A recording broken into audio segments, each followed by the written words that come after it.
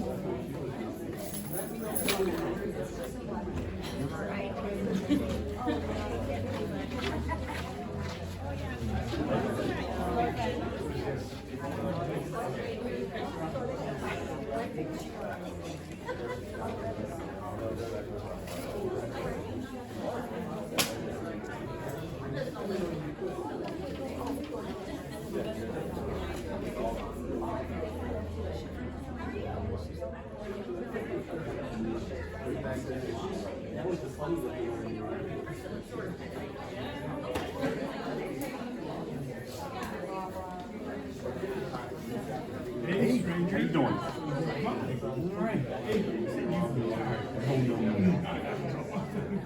No, I'm still hanging in there. I got a few years left in me. 5. I got 26 years left. And I'm still in the reserves. I've been in the military since I was 6. So this is my last year with the military. I'm like, done. I'm done. Yeah. So I'm hanging in there. Yeah, retirement. I want to sit in the same seat you sit. Not your retirement. Yeah. It could be worse. It could be worse.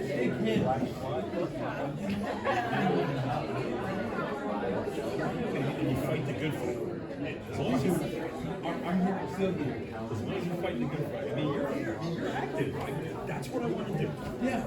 So I'm looking forward to it. Talk to you.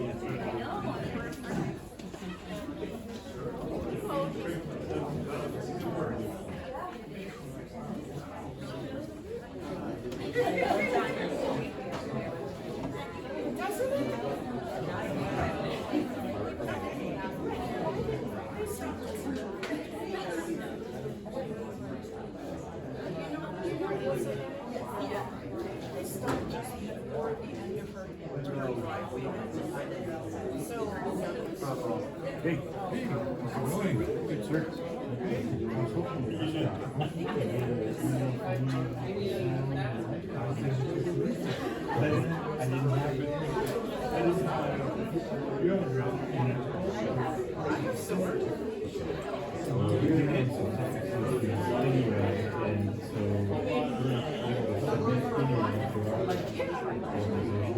How you doing?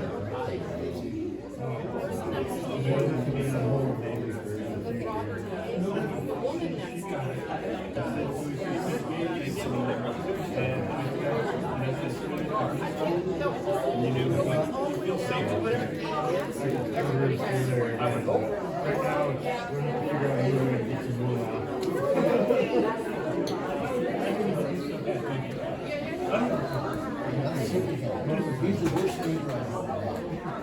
Well, you know what? I know.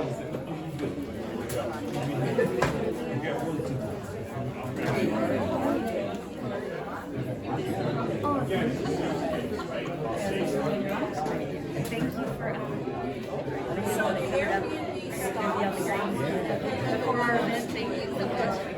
See my back. Look kind of okay with that.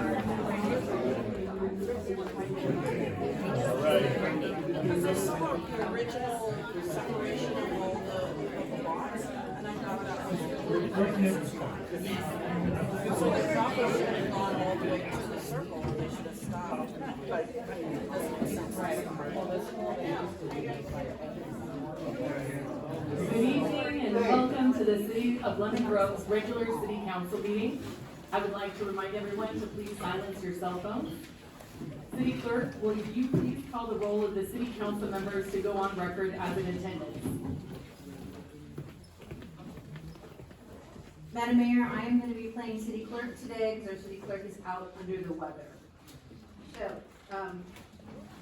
Councilmember Altamirano? Here. Councilmember Fayad? Here. Councilmember Heredia? Here. Mayor Pro Tem Mendoza, I know will be late. You sent an email. Mayor Snow? Here. Mayor Snow, you have a quorum. Wonderful.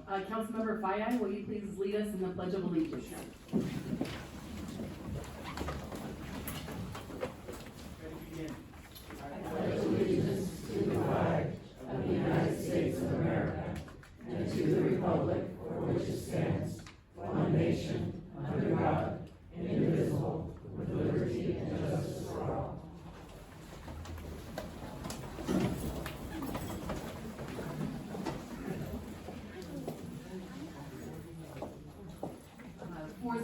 We do have some changes to the agenda. Councilmember Heredia was pulled item 1B from the consent calendar. These items will be taken up after the reports of council is complete. Are there any other changes to the agenda?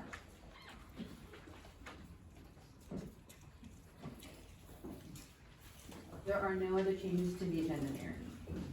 Much. Now we will move to the presentation portion. Today we are going to celebrate Arbor Day, and we have an Arbor Day proclamation. I'll invite Izzy Murguia, our Public Works Director, to receive the proclamation. And first, I will read the proclamation that we have. Whereas in 1872, J. Sterling Morgan proposed to the Nebraska Board of Agriculture that a special day be set aside for the planting of trees. And whereas this holiday, called Arbor Day, is celebrated nationally on the last Friday in April to encourage Americans to maintain and replenish our country's orchards and woodlands. And whereas trees provide shade and beautify our homes, neighborhoods, and communities, increase property values, enhance economic vitality of business areas, beautify our community, and are enjoyed by everyone.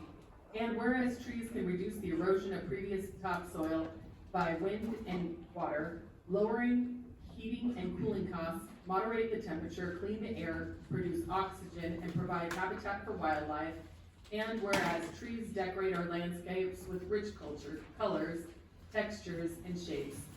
And they provide a vital stability to our ecosystem by providing water and air quality, provide habitats for animals and plant life, preventing flooding and erosion. And whereas in Lemon Grove, trees are highly regarded and valued by the community, and wherever they are planted are a source of joy and spiritual renewal.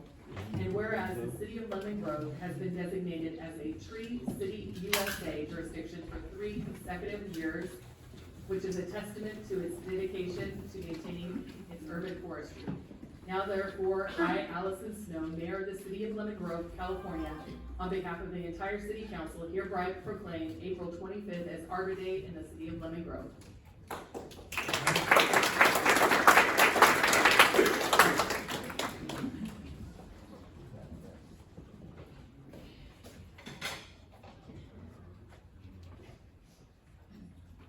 Thank you, Mayor. That's one, two.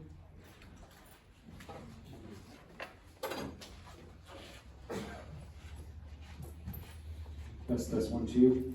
Thank you, Mayor and members of the City Council. As the Mayor mentioned, we are a Tree City USA 3 years in a row. And that's quite an accomplishment for this jurisdiction, and as was referenced in the proclamation, demonstrates the city's commitment to fostering and maintaining our urban canopy. The city has a little over 1,200 trees in its inventory. And in order to be a Tree City USA, there are several factors that the city is required to do. One is dedicate $3 per capita. So in essence, you know, we have a population of 27,000 times $3 per capita. So a little bit over $75,000 that the city needs to commit in tree maintenance. In addition to hosting an Arbor Day event and adopting a proclamation each year. And so I want to thank the City Council for making this a priority and making the city Tree City USA 3 years in a row, and we're aiming for 4. Before I conclude, I just want to mention that we will be hosting an Arbor and Earth Day event on April 26th from 9 a.m. to 12 p.m. at Tregenza Heritage Park. Invites all members of the community and their families to come enjoy booths, vendors. We will have our tree maintenance contractor, West Coast Arborist, who will be providing little tree saplings so you can plant at your own home. And with that concludes my remarks, and thank you for the mayor and the city council support. Thanks. Thank you so much.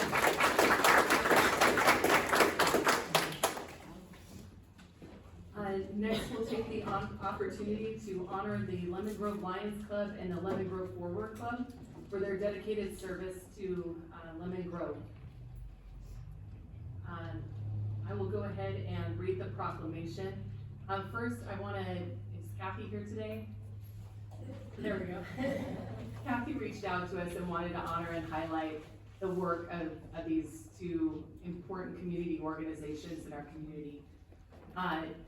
I know Lemon Grove Forward Club by itself has logged in over 14,000 hours of community service in just 2024 alone. That's a huge impact to our community. It means a cleaner, more vibrant community.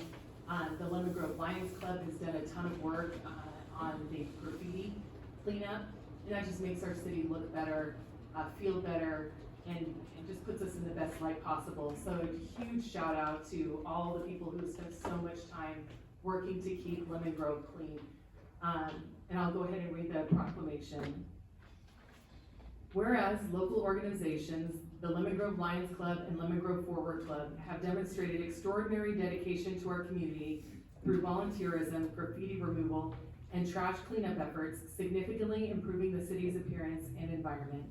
And whereas the Lemon Grove Lions Club and Forward Club members have an unwavering commitment to service, oftentimes investing their own financial resources to support and expand the impactful work of these organizations. And whereas the collective efforts of local organizations like the Lemon Grove Lions Club and Lemon Grove Forward Club have made our neighborhoods safer and helped foster a sense of security and well-being for residents and visitors alike.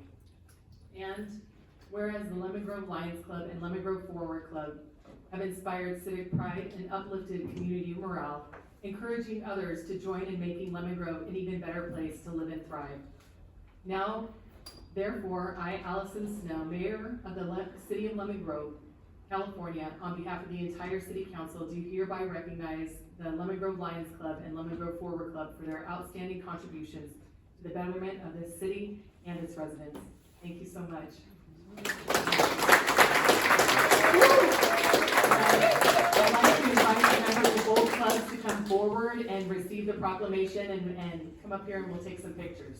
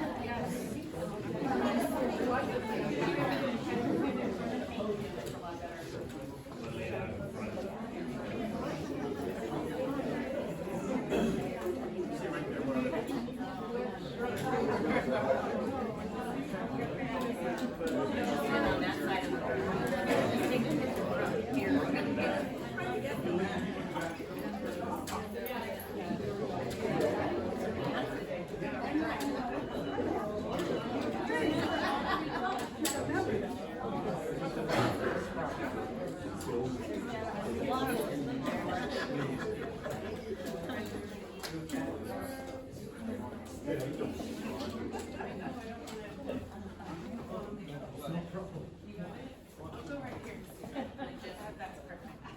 a couple for me while you We love Lemon Grove. All right, thank you, everyone. Chrissy, can you get one with my phone? Don't move. Wait. I'm ready, I'm ready. Okay, sorry, guys. Should have been more prepared. Thank you, Chrissy.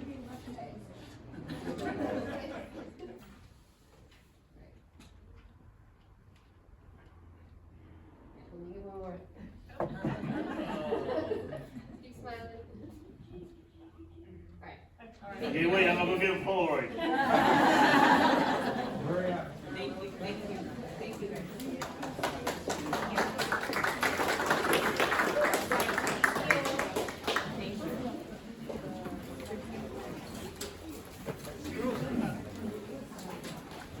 Chris?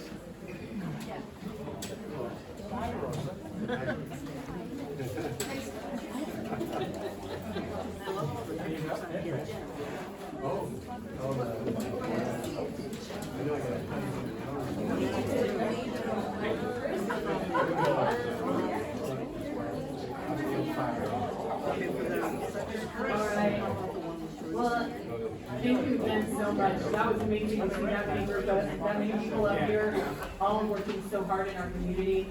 I just wanted to share, from personal experience, how this group has, like even before I think the Forward Club existed, but my son had done his Eagle project over at the Lemon Grove Little League field.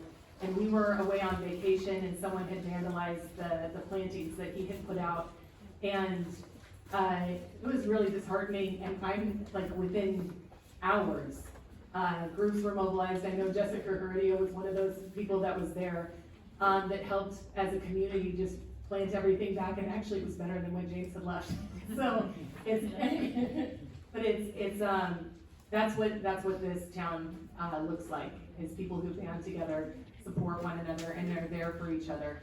And I really, with all my heart, appreciate each and every one of you for all of the service that you do in our communities. Thank you.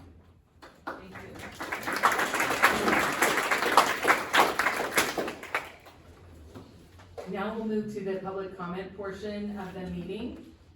During general public comment portion of this meeting, the public may express their concerns not pertaining to items on the agenda tonight. Please note that according to state law, the city council is not permitted to respond to any comments expressed by the public. So sometimes it feels a little disconnected, but we do listen. I take notes about the items and issues that you bring forward. And so please share with them. If you want additional follow-up, please just let us know or let one of the city staff know. And we will do our best to address those issues. But the state doesn't allow us to talk to you about anything that's not on this agenda. Per Lemon Grove Municipal Code, Chapter 2.14.150, all remarks must be addressed to the city council as a body and not to any individual city council member. Each person will be given 3 minutes. When speaking, there's a little series of lights. Green light means you've got plenty of time, yellow light means hustle it up, and then red light, it's time to stop. The red light indicates that it's time for the next person to approach the podium to begin speaking. So now we will start with general public comment with John L. Wood.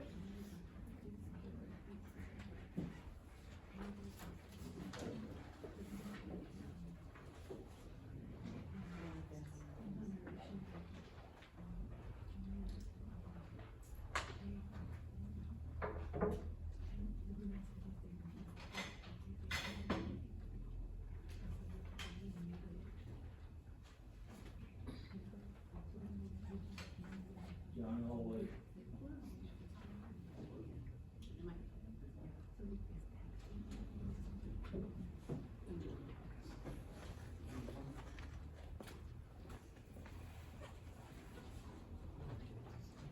Just John Elway. I'm going to go over the tiny homes meetings. They've been totally disrupted by people that shout. that should be intelligent enough to follow rules of order, decorum, keep quiet, no talking during the meeting, no shouting when someone is making a presentation. Last meeting,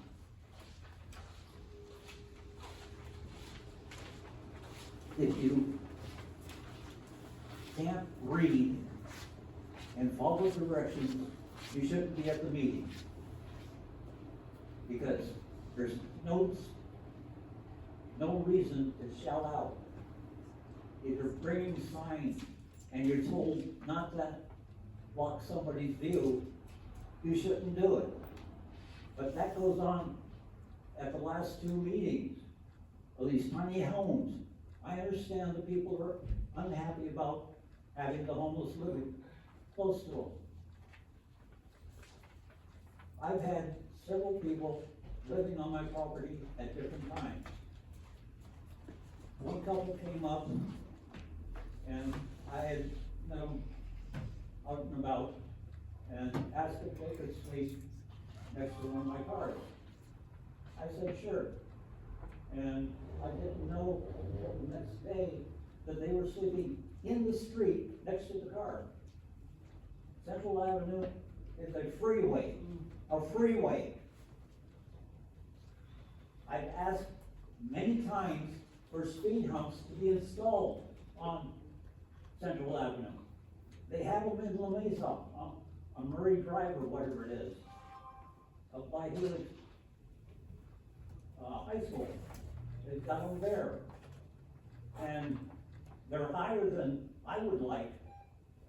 The ones I've told people about, the adjustable speed humps that they can get, that the city can get. It's very easy.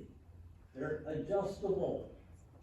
So you can have your fire apparatus go through them. But nobody wants to do anything. I wanna know why they can't do anything. This weekend, there was a pool party on Hibiscus.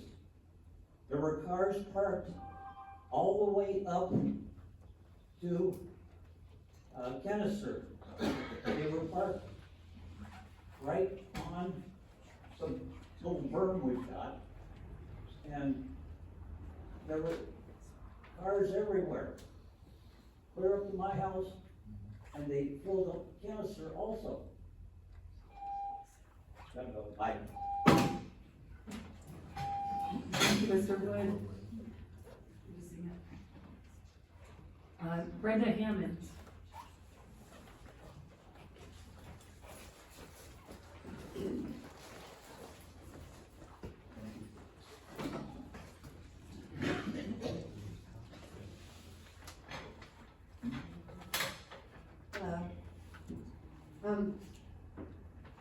I like that how you showed appreciation for the service groups in Lemon Grove. They do good work. Over the past 20 years, I have let myself be used by just about every service group, I said just about, in this city and beyond, including church groups, before and after becoming homeless.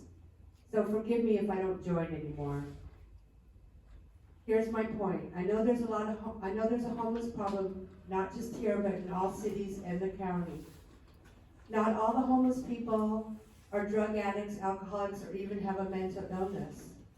Heck, some of them are probably more stable than a lot of people. My ask is that you not use homeless people for political, financial, or religious gain. I've seen it, especially religious groups. Every night I make my rounds and I check on my mentors driving around Lemon Grove. Saturday night when I drove down Central, I had to drive in the middle of the street because there were so many cars parked illegally. I didn't know anything was going on until John told me. Thank you. More later. Thank you so much. Next we have Ralph Trudy.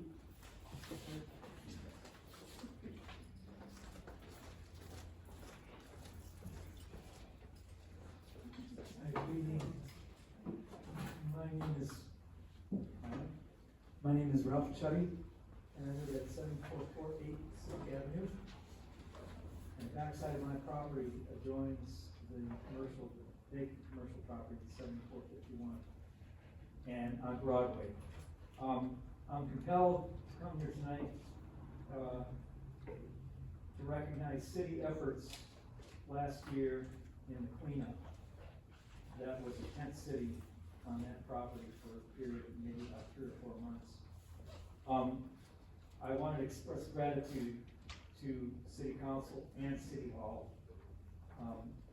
particularly some of the people here and Paulo Romero over at City Hall concerning code enforcement. And also Michelle Caminos was very responsive, reached out to me with updates on what was happening throughout the cleanup.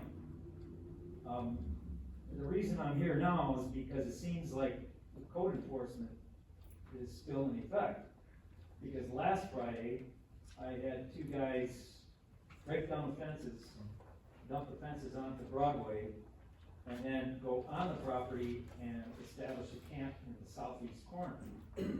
Well, I approached these guys and I said to them, this is private property, you're trespassing, there's no infrastructure, there's no sanitization, and there's certainly no security here.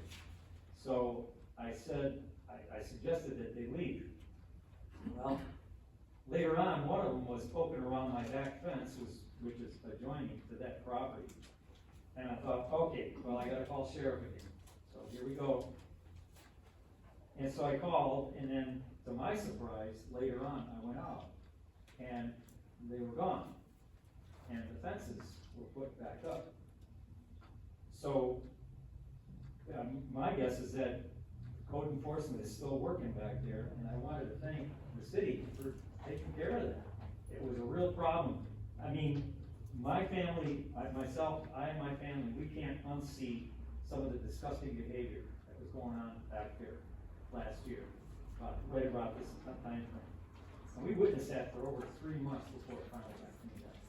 So I thank everybody in the city that was part of that cleanup. Appreciate that. Thank you so much for coming on with your time. That was the volunteers who did that cleanup in its entirety, sir. Okay, great, thank you. We were able to get signs put up and the sheriff to come and a process going forward, and we've removed hundreds of graffiti tags gang related on that. Okay, circuit. that's you guys. Yes, Yeah, sir. Thank you, yeah, appreciate it, yeah. Next, we have Canteen.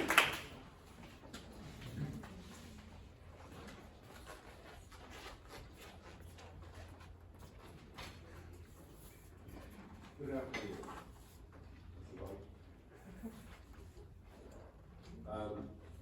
Send you guys all this today in the little packet. Has all the code violations for the Honeymoon project. Hold the mic closer, I hear you. Has all the code violations for the Honeymoon project that needs to be moved somewhere else. We've asked you guys several times to look into this and move it or cancel it. As of right now, the community is still wondering what's going on because we haven't spoken with us, haven't said anything. So when we get this on the agenda again, we can take a vote on either canceling this project or moving it.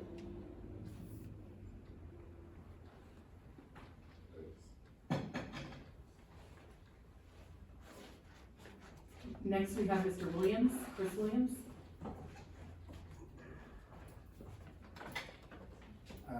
Good evening, City Council and Mayor.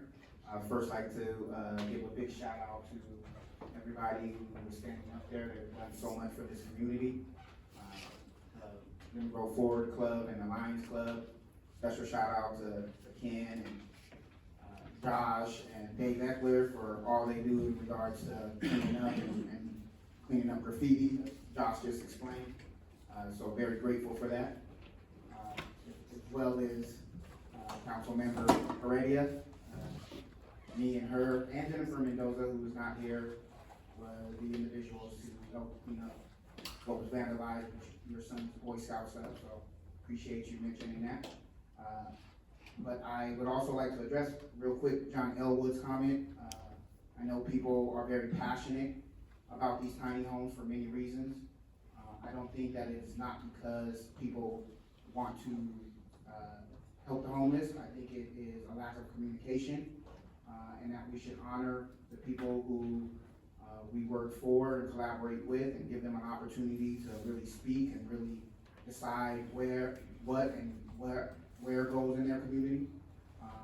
So when you see signs and people not following rules, as Martin Luther King Jr. said, riots are those who feel like they are not being heard.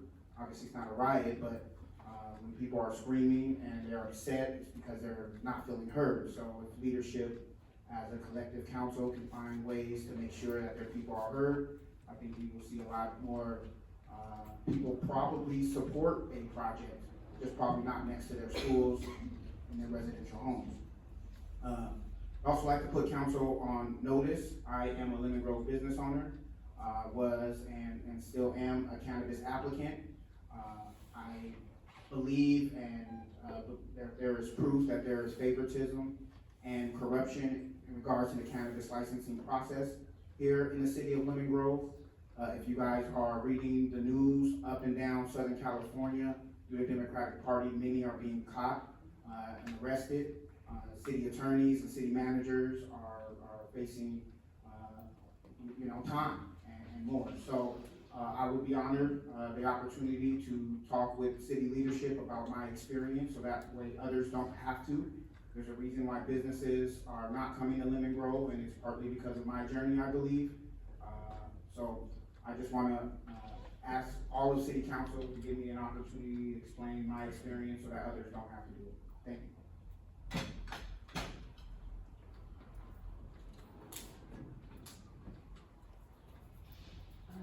We have no further speaker slips. We have no further speaker slips, so now the general public comment portion of the agenda is now closed. Do I have a motion to approve the consent calendar items 1A through 1D, excluding item 1B, which was removed by Councilmember Heredia?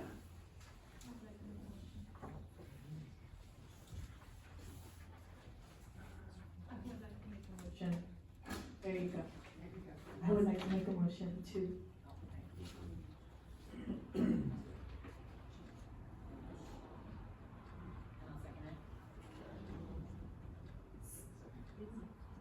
So we have a motion made by Councilmember Yadira Altamirano and a second by Councilmember Heredia.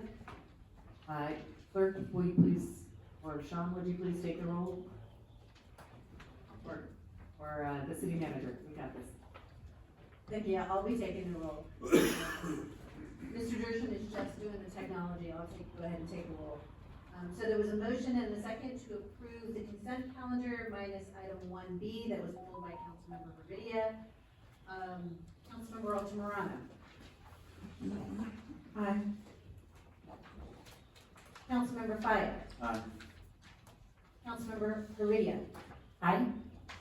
Mayor Pro Tem Mendoza. Mayor Snow. Aye. Motion passed 5-0. And just to note for the record, Mayor Pro Tem Mendoza arrived at 6:30 on the dot. Now we will move on to the public hearing portion of the meeting. We have item number 2, which is an amendment to the 2025 Regional Transportation Improvement Plan, also known as RTIP. City manager, have all the notices required by law been given, and if the complete file of exhibits, correspondence, and other documents been provided? Yes, they have. And now I'd like to turn it over to our city attorney to ask council if they have any disclosures, conflict of interest relating to this item. Thank you, Mayor Snow and members of the City Council. I'm going to start from my left with Councilmember Altamirano. And I will ask if you have any conflicts of interest or ex parte communications that you would like to disclose at this time. No. Councilmember Fayed, any conflicts or ex parte communications to disclose? No. Councilmember Heredia? No. Mayor Pro Tem Mendoza, and Mayor Snow. No. Thank you, we may proceed. All right, now I will introduce Izzy Murgia again, our Public Works Director, to present the staff report.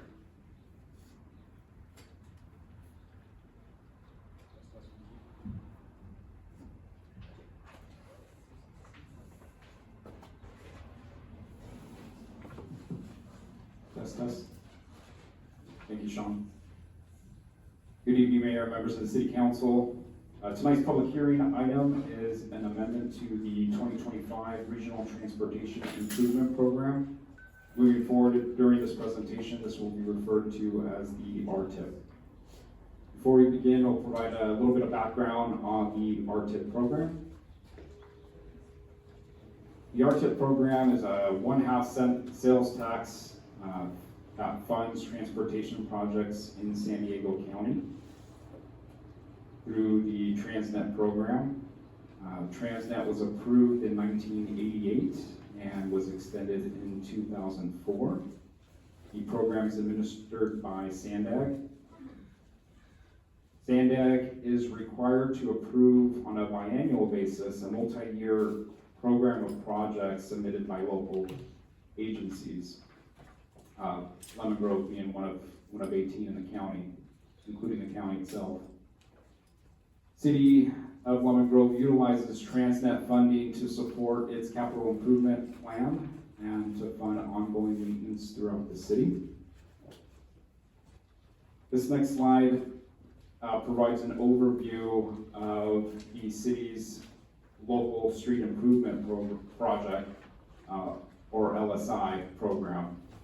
I'll briefly go through each of the projects and what they are used for. LG 14 funds traffic improvements, and this program funds our annual traffic signal maintenance contract. It also provides funding for general traffic improvements, traffic monitoring devices, loops, striping, traffic calming devices, things of that nature. LG 15 is also known as drainage improvements. This is a preventative maintenance program, and it maintains, it provides funding to maintain our storm drain facilities, channel storm drains. Staff primarily uses this program to fund our channel maintenance program, so having our contractor do vegetation removal on Main Street Channel, Bakersfield, are the two big ones, but we have a variety of small little drainage areas throughout the city that we utilize contractors to do vegetation maintenance. LG 16, drainage improvements, has the same title, but this is a congestion relief project, so it's used to fund drainage improvement projects, so replacing damaged storm drains that have rusted out and need replacing, or that need to be upgraded for capacity reasons. So this LG 16 is your fund that provides your larger capacity type projects. LG 17, street improvements. This project is used to fund the pothole repairs, skin patches, dig outs, essentially the material used for those repairs as those repairs are done in-house. LG 20, street improvements, is used to fund our roadway rehabilitation program, so our grind and overlay projects, slurry seals, with regards to grind and overlays, anything over an inch, is that program is used to fund those types of projects.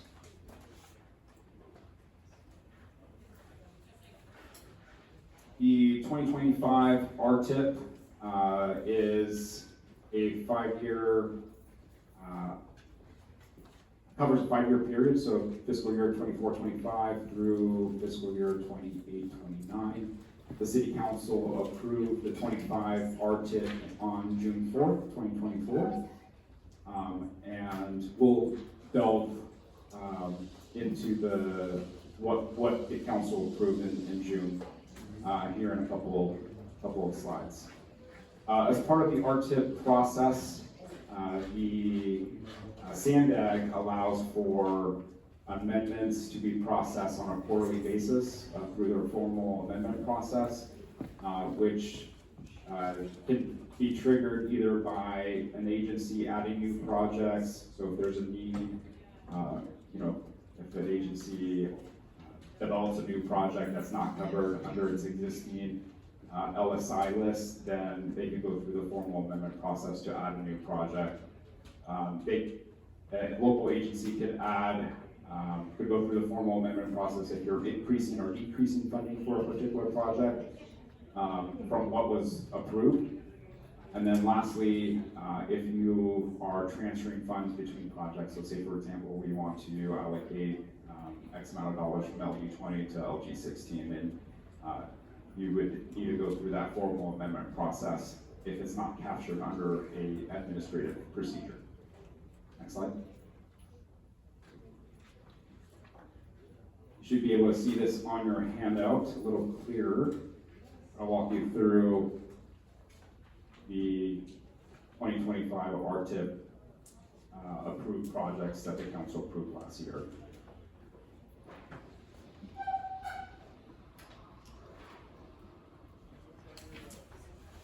So LG 14, again, this project funds traffic signal maintenance, preventative maintenance, inspections, and any other traffic calming devices.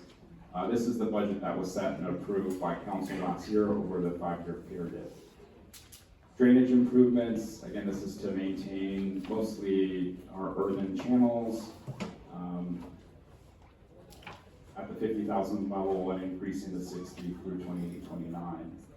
LG 16 is our drainage, our larger drainage improvement projects approved at 100,000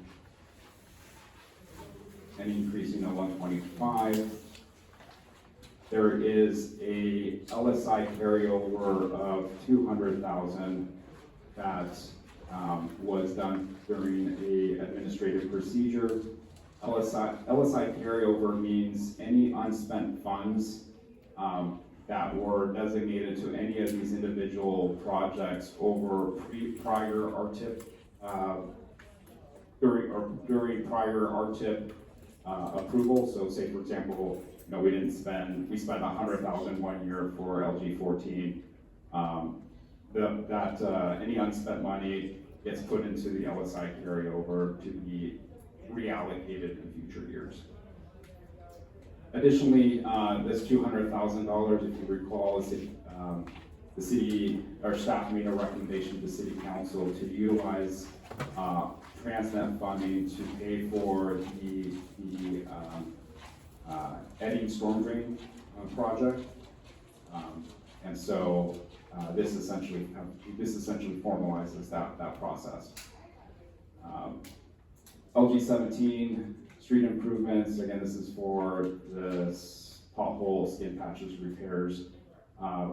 We allocated LSI carryover in the amount of $330,000 through an administrative procedure, and this was to fund the slurry seals that are currently ongoing during our Eagle Paving road rehabilitation project that's currently underway. And then LG 20, the road rehabilitation project, again, this funds mills and overlays over 1 inch, does not include your slurry seals. We have this project originally budgeted at $693, increasing all the way to $720 over the 5-year period. Staff had allocated or dedicated $1.47 million in LSI carryover for a future road rehabilitation project. So the project, once this current project is completed, staff will be working on another street rehabilitation project, in which case we would delve into that extra $1.47 million to fund that street rehab project. That left the Sandag RTIP program with remaining of $211,000. This in essence essentially captures the adopted 2025 RTIP. Next slide, please.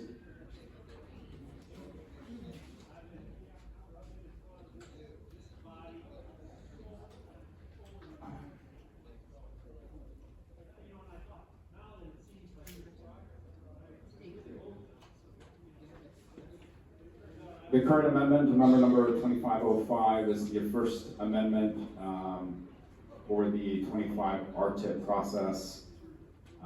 And this amendment, in essence, is required because, not to say Sandag told us to do it, but in essence, Sandag told us to do it, one, to address declining revenues over the 5-year period. So Sandag is estimating a decline or a reduction of $105,000 over the course of the 5 years.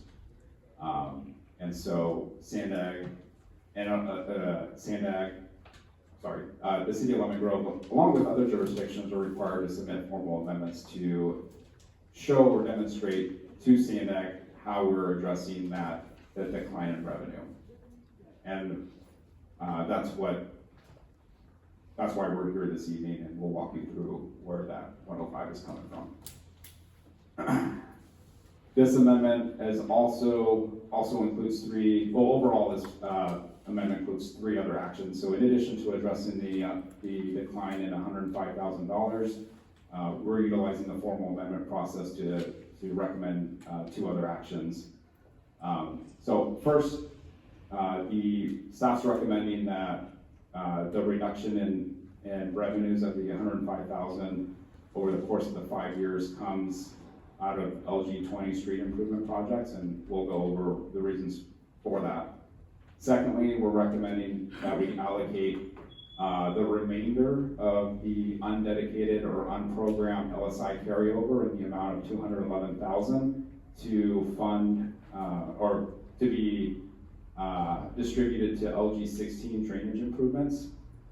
So we've come before the council on recommendations for a couple of storm drain improvement projects. So Edding Drive, which was one that occurred last year during the storm drain, during the big storms last year, that is currently in the beginning stages of or concluded being awarded, is funded out of Transnet.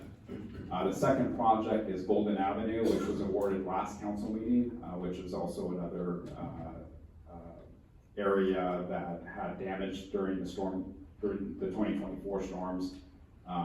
And that project is funded out of Transnet. Next council meeting will be coming before the council on another storm drain project on Acacia Street, which is funded out of Transnet. And so, Sean, can you go back, please? And so, we're recommending that any LSI carryover funds go to LG 60. And then lastly, transferring $170,000 in LSI carryover funds from LG 20 street improvements to LG 16. Again, to fund those 3 storm drain projects that I had indicated. This next slide here walks you through,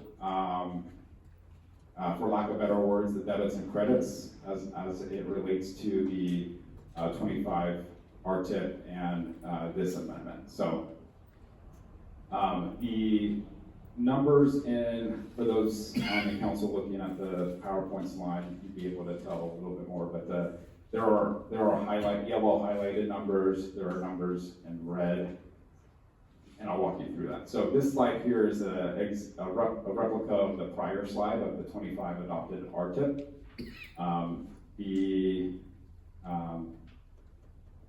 First starting with addressing the decline in the $105,000 in revenue, which you can see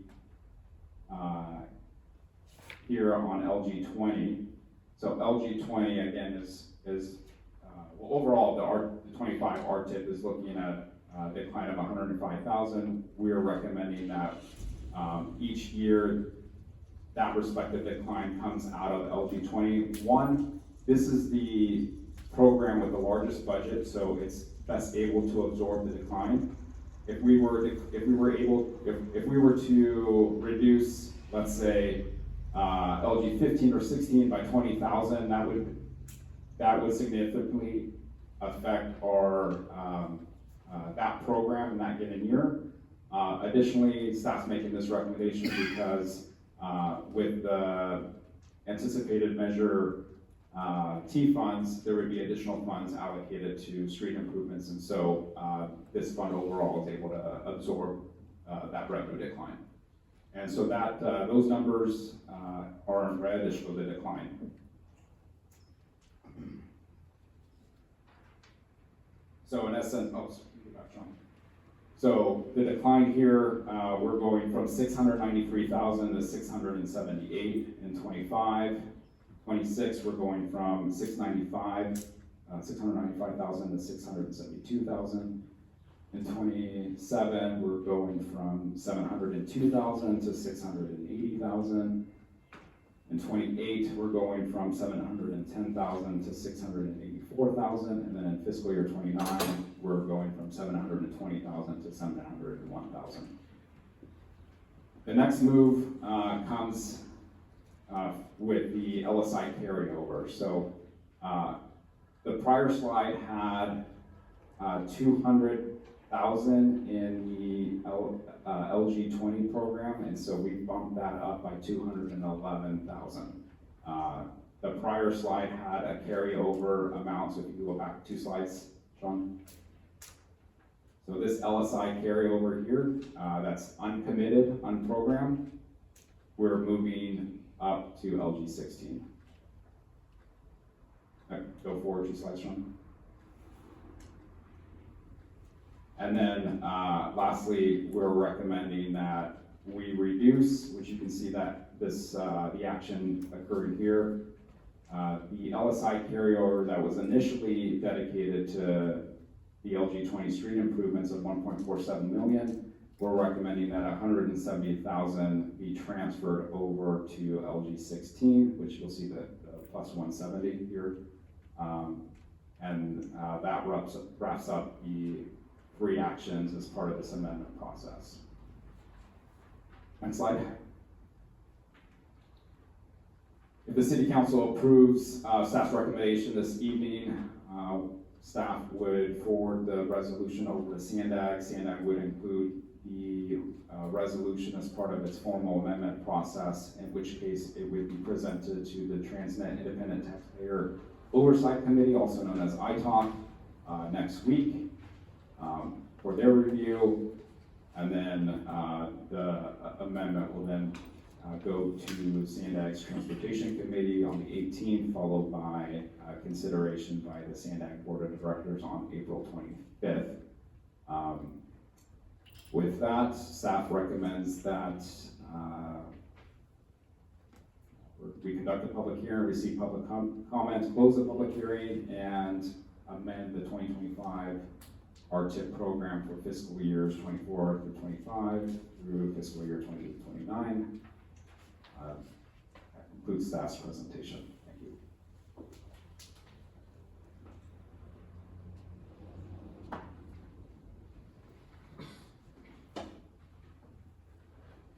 Thank you so much, Mr. Murguia, for that presentation. We will now move to public comment on this item. We have one public comment from Brenda Hammond.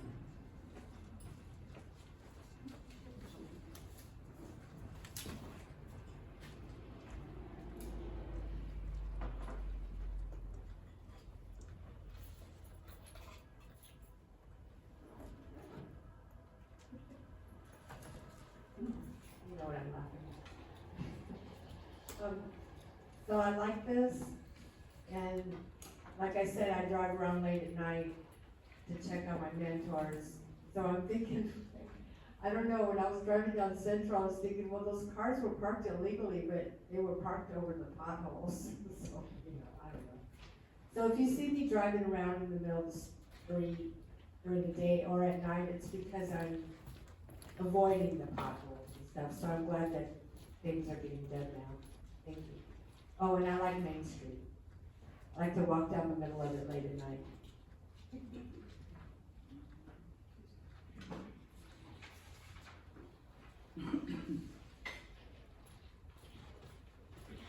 Thank you so much. We don't have any further speaker slips, and so that we will now close public comment. The general portion of the public comment agenda is now closed. And now we will go to round one of questions. Mayor Snow, in order to close the public hearing, the public.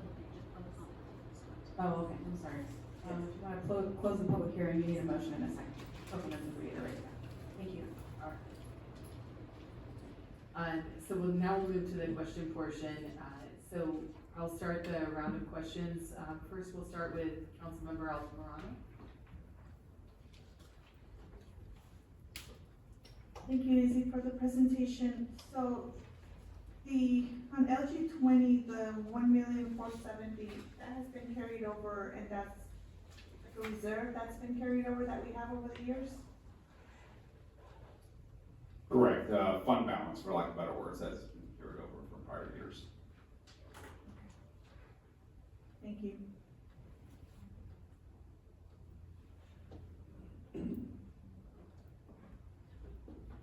Councilmember Fayad? Thanks for the presentation, Izzy. Couple of questions for you. In this amendment, in LG 14, in street improvement, can speed bumps be added to the LG 14 or to any of those? The speed bumps fall under any of these, between LG 14 and LG 20? So for LG 14, it would have to be a type of modular type of speed bump. However, I'll preface with the city does not currently have a speed bump policy, and so I would, if it had such a policy in place adopted by the council, then definitely staff can take a look at that. But to answer your question in theory, yes, and I'll turn it over to the city manager. Councilmember Fayad, that really is a policy question that really hasn't been grappled with the council. It's not really this funding. We can figure out the funding if the policy changes. And if that's something you would like to revisit, when we do our strategic priority setting, that would be a priority you can put on so staff can concentrate on it. Okay, thank you for that. And then, so Izzy, if I'm mathing right, so if we were to carry over in the new amendment for 2025, if we were to carry over the 211 added to the 200 of the carryover for LG 16, right? That'd be 411, and then we'll transfer 170 from the 1.4 million. That would then we would have 581,000 in the bank, for lack of better terms, for drainage improvements. Correct, plus the 100,000 that was initially budgeted. So it'd be 681? Correct. Okay, great. And then that would leave us, if we were to draw the 170 from the 1.4, that would leave us with 1.3. Correct. Okay.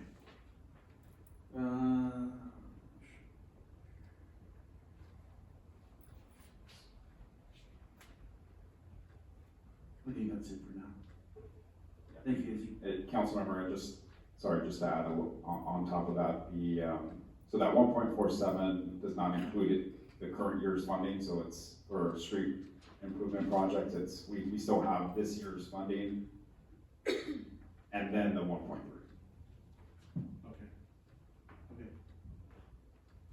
Thank you. Councilmember Heredia?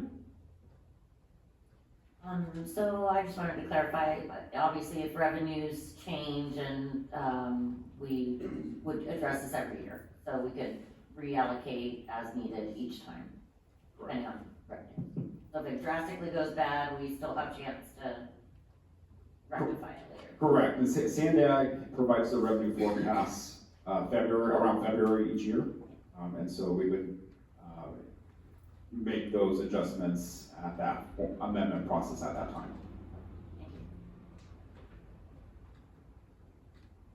Mayor Pro Tem Mendoza?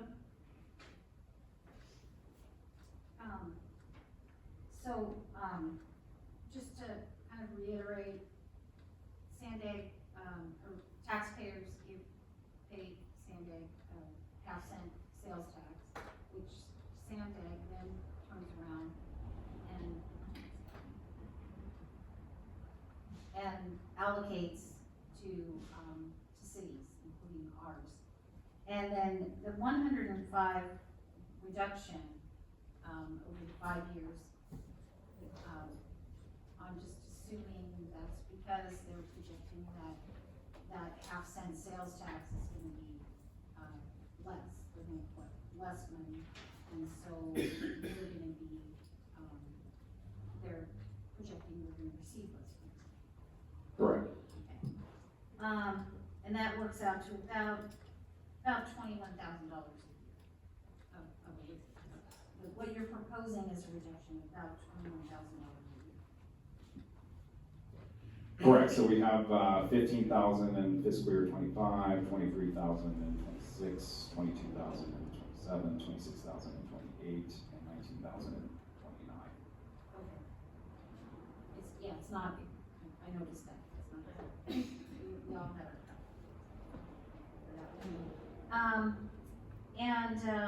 And when we do these, when we reallocate, is there, we can reallocate within these projects. Is there, like any type of constraints that's put on the reallocation by Sandag? Or is that up to us to decide? No, Sandag does have constraints for the RTIP program overall, so 30% of the overall funding, overall Transnet funding can only be spent on maintenance activities, preventative maintenance, and then 70% has to be allocated to congestion relief is what they categorize it, but in essence is either replacing old with new, capacity building, your more permanent, long-term improvements. And that part of the math, is over my head, so we have stayed within that 30-70, Correct. okay. So there's a good chance that, the Sandag board will approve our, amendment. Correct, yeah, staff has worked with Sandag staff in these recommendations, and so they've reviewed our recommended changes. They ran it through their calculations to make sure that we're under that 30-70 restriction, and for lack of better words, they blessed the proposal or the recommendations as is. Great, thank you very much.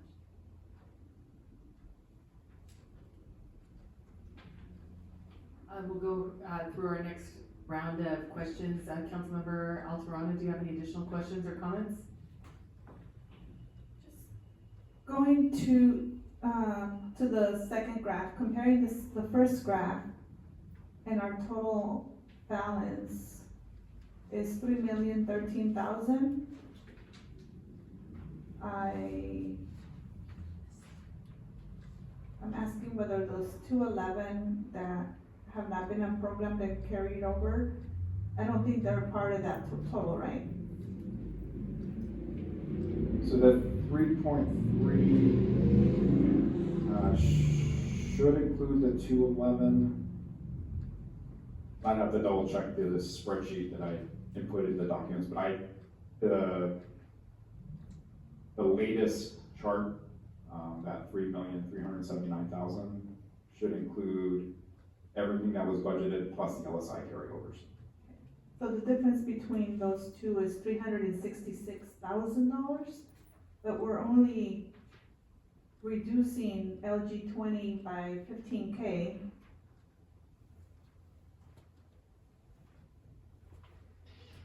So I'm just wondering where the other money's coming from.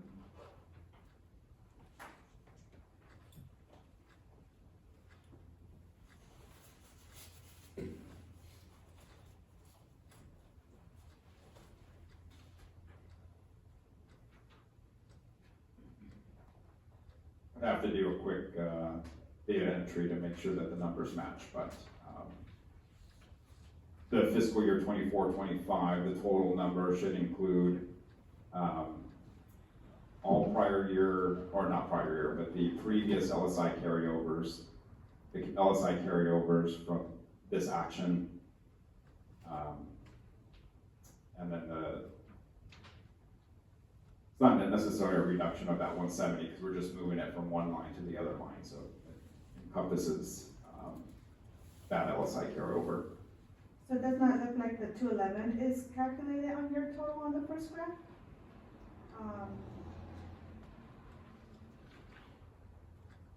And then the 15K reduction, and we still have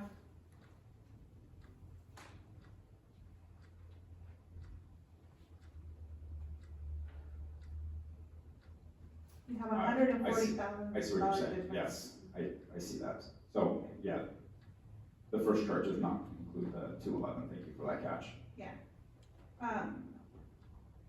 Reducing that from the grand total on the second graph, the 3,300,379,000, so we reduce the 211 that weren't initially on the first graph, minus the $15,000 reduction to LG 20, we still have $140,000 difference. Just wondering where that comes from.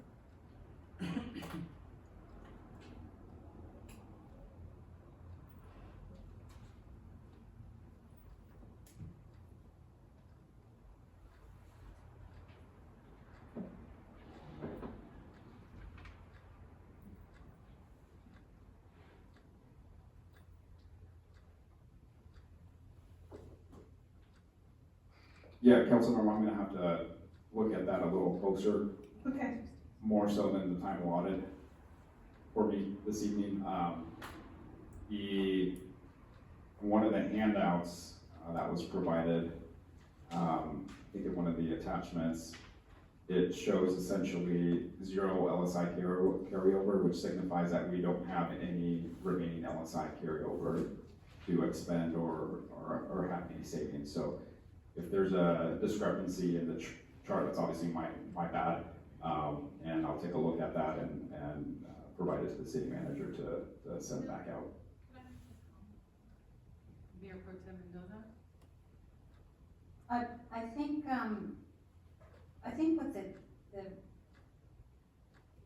problem is that the 170 is being added, is being taken out of 20 and added to 16. So if you subtract 170 from the 3,379,000, you come up with 3,209,000. And I think that should be the correct total.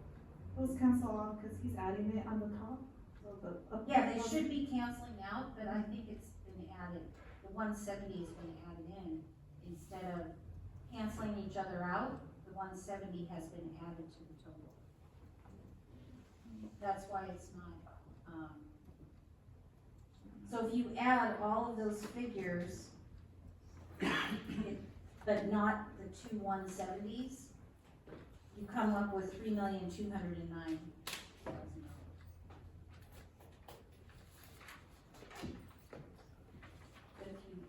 If you add all those figures and add in 170,000, then you get 3,379,000. I'm doing my math again through on the LSI carryovers and what was budgeted, and I'm coming up with 3.3. So what I'd like to do and suggest right now is that we take a short break, so that we can, figure out the numbers on this and make sure that the numbers are clear before we conclude public hearing. So let's go ahead and take a, brief 10-minute break, thank you.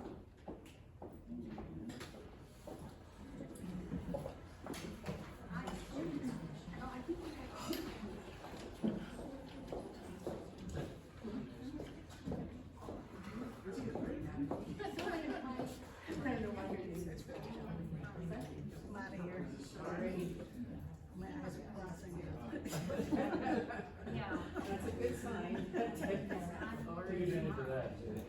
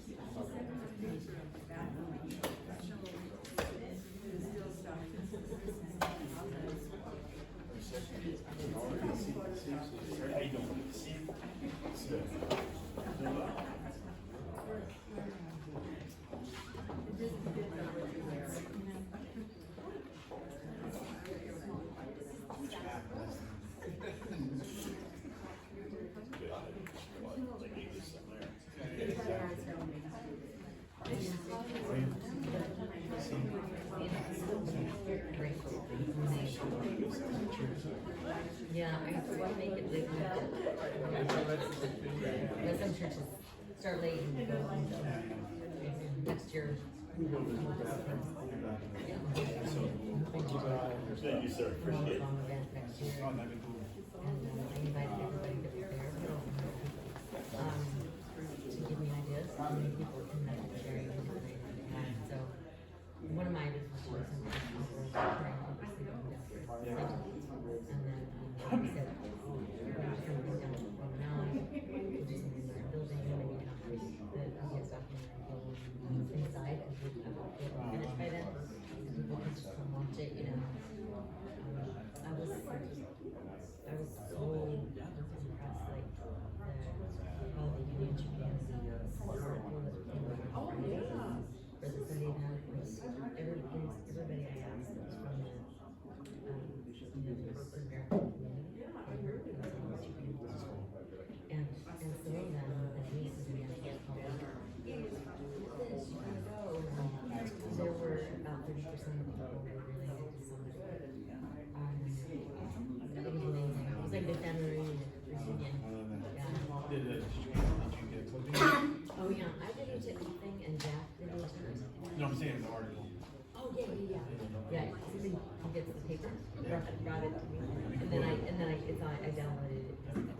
I did the, I don't know, Tribune, but I went ahead and did Free trial. 1 year for $4 or something, just so I could read it, and then I PDF'd it.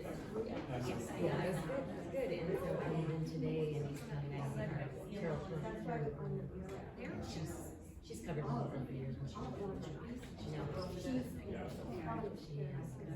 she was really, I think if anything, I've done better. For Tuesday, Lily from the market, she did taco plates and 50% was top cut and narrow. This was sent to San Diego. She helped us. It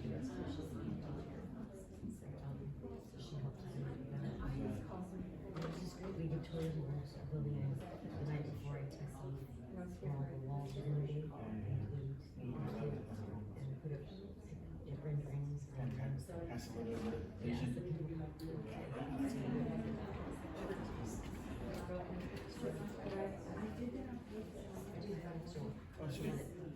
that's kind of what we do.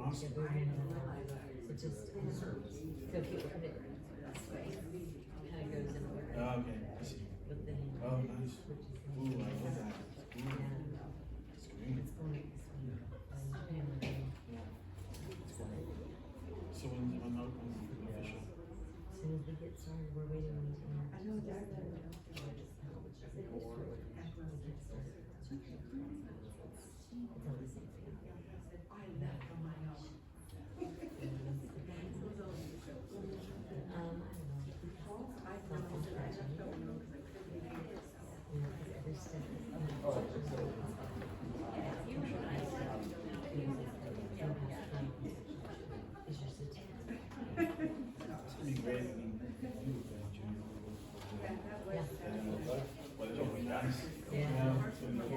People enjoy the space, you know? It's cool. Very, very cool.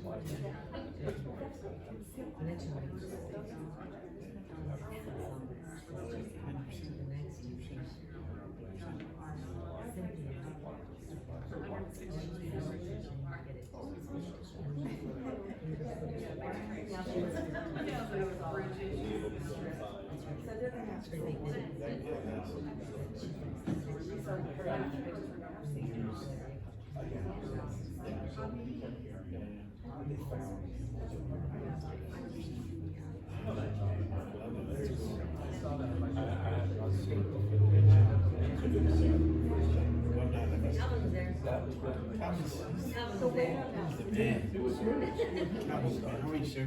Doing fine, how you doing? Excellent. Your jazz player? Better than I deserve. Nice. You're just a jazz trainer, that is. This man is talented. Oh, I know, trust me, I've seen his stuff. Music, theater, he's a sound engineer. What else you guys do? Jack of all trades. You know, when you come in, perfect happen. The fact that when I started off, all the professions from one day, oh, you can't do it. You can't do it. And I know that you can do it anyway. You just have to know how to do it. That's right. I learned it all. So no one can sit down and tell me lighting, sound, staging, because I do it all. That's right. He does it all. He's in front of the mic, behind the mic, in the rafters, making the flyers, writing the poetry, writing the music, directing the plays. It's funny because I was talking to the musician, no, I've known him for a long time. He said, you know, but you're right, it's for a reason.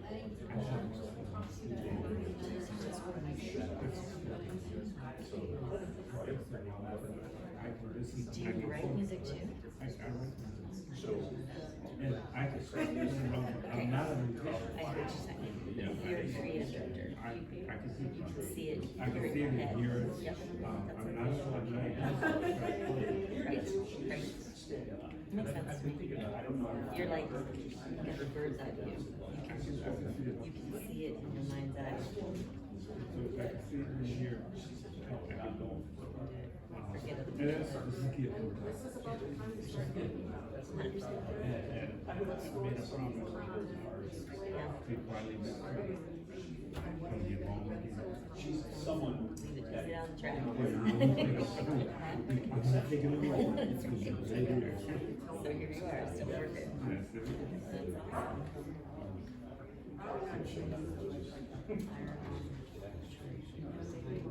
I know it's dark, it's just getting dark.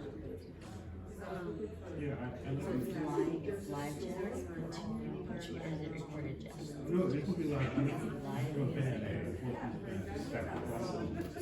You read and they're playing. Other Yeah, the kids, Other people reading. kids like that. And Chris Williams and he. Oh, wow, look at that. So I, you know, I think people I listen to them. Nice. Did you think I know? He's from the islands, Trinidad, he's from the deep basin, he was an islander.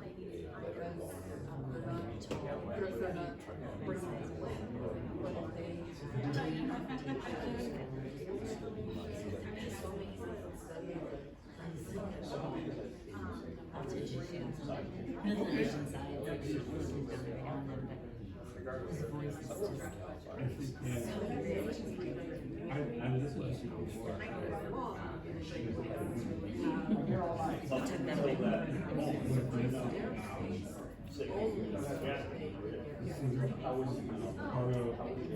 She was here. Oh, Leslie. Leslie, oh yeah. And this is, I was thinking, I was listening to her, and she was talking to me, I was talking to her, and she was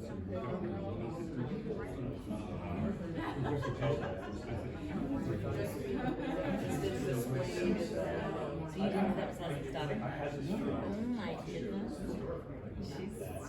She's done doing quite well. and it's the space part is, you know, I have my artwork that I'm about to take it down. Just artists, defending, musicians defending those Oh no. She's a problem. So, you know, I hear people's voices all the time. So you're always auditioning people. Always, always.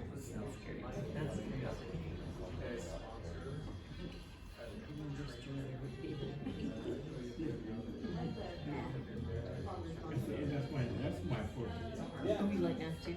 I have a good enough. You know, that's my format.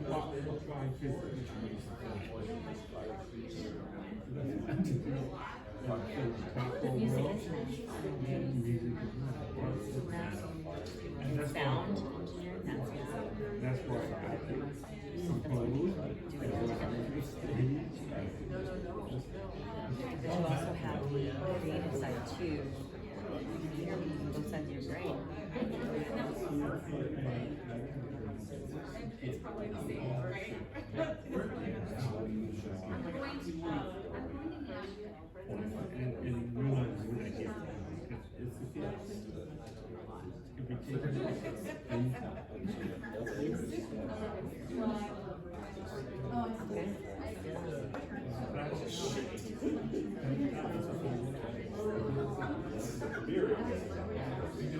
Like you had to work at any something, the math. You know, I didn't have.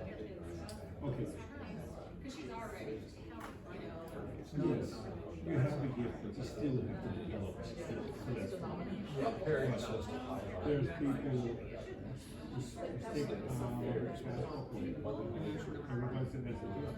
You did, but it worked. The gift might be being told. That It's not helps. really well. You have that, you know, you have some ability to feel always have the ability to grow. Everything else, yeah. Writing poetry, something really I study poetry, writing, and I listen to my music, and I copy Junior Jones. Sure. That's a voice. He started reading. Really? That's how because he's studying. Right, that's why I'm kind of, goodness, I didn't know that. He studied, and so reading poetry.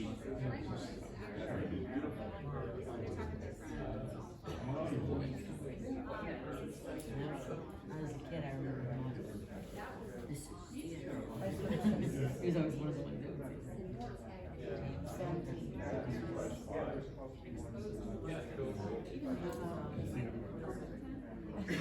I was only taking it as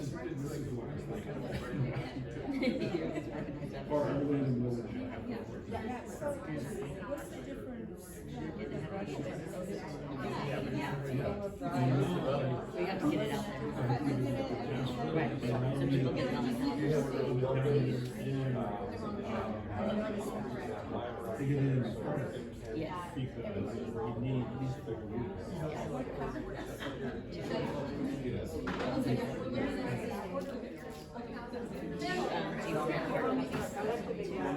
Where do you go? I usually do the root side, when it is the free house. I'll copy. And it's really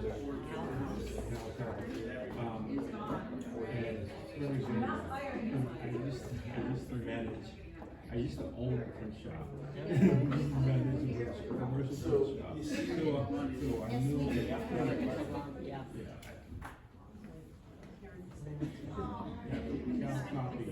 Where's that one? This night, State. Oh, okay. Okay, yeah. He had one of those. He's a good man. Yeah. Thank you so much. We're reconvening after the break and we're still in the middle of our public hearing. I'm gonna turn the time over to the city manager for any clarifications or updates. Thank you, Madam Mayor, and thank you, the council, for the indulgence. We figured out what went wrong, and there was an incorrect figure, and I'm going to have Mr. Murguia walk you through that incorrect figure. It comes out correct with all of the math, but we did an initial calculation incorrectly for the 3329. Mr. Murguia? Thank you.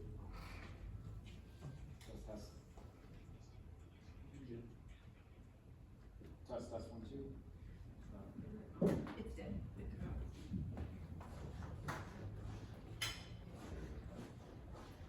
They show batteries really fast.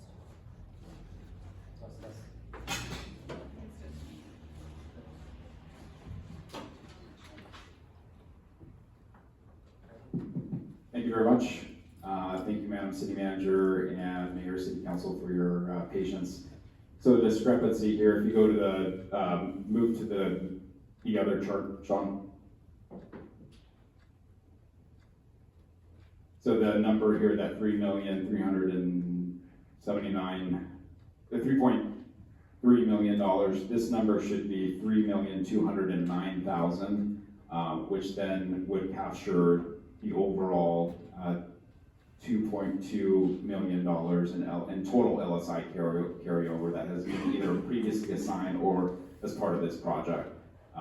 And so after doing the math and looking and double checking our SANDAC portal, that number should match. Does match, no question. So the new number again is 3 million. So this number here should be $3,209,000 would be the total fiscal year 25 total allocation with the LSI carryovers and what was previously budgeted. I'm sure the Independent Taxpayer Oversight Committee will. So, and just for clarification, did we give the correct numbers to Sandag? Yeah, so the correct numbers were given to Sandag. The discrepancy here was in my math. So this table here was not provided to Sandag. This is internal document. But the LSI carryovers of what we're requesting and what was previously requested, there were no changes to that. Okay. Councilmember Altamirano, do you have any further discussion or questions? Nope. Thank you, the numbers add up, appreciate it. Councilmember Fayai?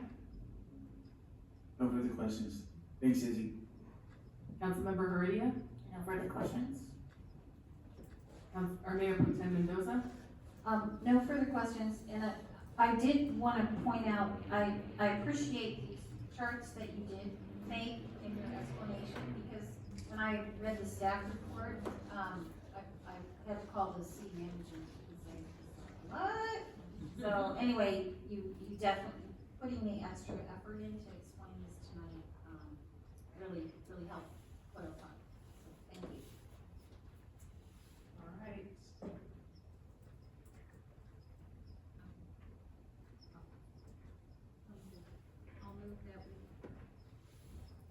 I move that we close the public hearing. You have a second? I'll second. We have a motion by Councilmember, or Mayor Pro Tem Mendoza to close the public hearing, and a second by Councilmember Fayai. City Manager, can you call the roll? Absolutely. Absolutely. The roll call is to close the public hearing. Let me grab this. Councilmember Altamirano? Aye. Councilmember Fayad? Aye. Councilmember Heredia? Aye. Mayor Pro Tem Mendoza? Aye. Mayor Snow? Aye. 5-0, motion passes to close the public hearing. And we can have further deliberations, or if there are no further questions, we can, I'll ask for a motion to approve the resolution. I would like to make a motion to approve the resolution. To adopt amending the 2025 Regional Transportation Improvement Program. In other words, RTIP for fiscal year 2024 through fiscal year 2028-29. I'll second. So we have a motion by Councilmember Altamirano and a second by Mayor Pro Tem to Mendoza to adopt the resolution. City Manager, can you call the roll? Thank you, Madam Mayor. This is a motion, this is a roll call vote to approve the amending the 2025 RTIP regional program. Councilmember Altamirano? Aye. Councilmember Fayad? Aye. Councilmember Heredia? Aye. Mayor Pro Tem Mendoza? Aye. And Mayor Snow? Aye. Mayor Snow, the motion passes at a 5-0 vote. Next, we will go to the reports to council. We have item number 3. We have the second reading and adoption of ordinance number 467, an ordinance amending Lemon Grove Municipal Code Title 12, Code 12.10, increasing the valuation threshold for public street dedications and public street improvements, and adding additional exceptions to building valuation. I'll ask City Attorney Kristen Steinke to do the second reading. Thank you, Madam Mayor and members of the City Council. This item was originally considered and adopted by a unanimous vote of the City Council on March 18th, 2025, with one revision to add solar to the list of exceptions to building valuation. This ordinance amends the municipal code, sections 12.10.050 and 12.10.060, to increase the valuation threshold amount from $15,000 to $85,000 for public street dedications, and from $25,000 to $100,000 for public street improvements, with an inflation escalator based on the California Construction Cost Index, and establishes additional exceptions to building valuation. If adopted, the ordinance will become effective in 30 days. And as you all know, an ordinance must be if it's going to be amended or adopted, there's a first reading, which was already conducted, and the second reading, must be conducted as well. Once that is done and adopted, the ordinance will go into effect in 30 days. So this is the second reading. I'm just gonna repeat what the title is. It's Ordinance 467, an ordinance amending Lemon Grove Municipal Code, Title 12, Chapter 12.10, increasing the valuation threshold for public street dedications and public street improvements, and adding additional exceptions to building valuation. With that, I would turn it over to the City Council for any questions or comments and a motion, if that is the will of the council. And, we do not have any speaker slips on this item, is that correct? There is no speaker slips, Madam Mayor. Okay. So we will close the general public comment portion of this item. And next, I will look to my colleagues to see if they have any questions for this item. I just wanted to say, addressing this issue, we were able to do a presentation at Revitalize Broadway in March, and this proposed measure was really well received. The public was really excited about it, especially our community groups that are dedicated to helping improve our downtown area. And this allows for more investment opportunities and the ability for businesses to really do improvements without this additional expense. So it was good news from the public. So do we have a motion to approve the ordinance numbers 467? I move that, we adopt ordinance 467, amending Lemon Grove Municipal Code Title 12, Chapter 10, Sections 12.10.050 and 12.10.060, increasing the threshold valuation amount and establishing additional exceptions for public street dedications and public street improvements, including the addition of solar to the list of exceptions as directed by the City Council. Second that. We have a motion made by Mayor Pro Tem Mendoza and a second by Councilmember Heredia. City Manager, can you call the roll, please? Absolutely, there's a motion and a second, to approve the second reading of this ordinance. Councilmember Altamirano. Aye. Councilmember Fayad. Aye. Councilmember Heredia. Aye. Mayor Pro Tem Mendoza. Aye. Mayor Snow. Aye. Madam Mayor, you have a 5-0 vote to approve the ordinance. Next, we will move to item number 4, the park restroom replacement project discussion. I'll turn the time over to Izzy Morgia, our Public Works Director, to introduce this item.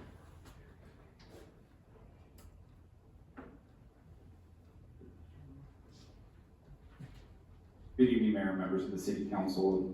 Tonight's evening is a discussion item seeking City Council's direction on the city's park restroom replacement project. Before we begin, I'd like to provide a little bit of background on the project and the project's funding and where we are today. So in October 2021, the city received a $400,000 local assistance specified grant through the California Department of Parks and Recreation. The grant is meant to help fund restroom replacements at Berry Street Park and Lemon Grove Park. The city received the grant primarily through the assistance of then Assembly Member Dr. Weber's office. In February of 2022, shortly thereafter receiving notification of the award, the City Council approved the funding allocation and approved accepting the grant funds. The project was first added to the city's capital improvement plan in fiscal year 22-23, and the project has been carried over in more present capital improvement plans and is included in our fiscal year 24-25 CIP. Per the grant requirements, the project must be completed by June 30th, 2028. That includes grant closeout and the expenditure of the awarded funds. Before we begin, briefly, this slide is designed to provide an overview of procurement and construction alternatives for approaching the park restroom replacement project.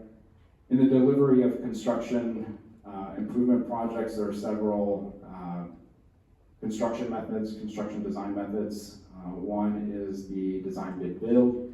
This is an approach where the city would hire an architect or a designer to create plans and specifications, and then the city would then solicit bids from contractors to build a particular project.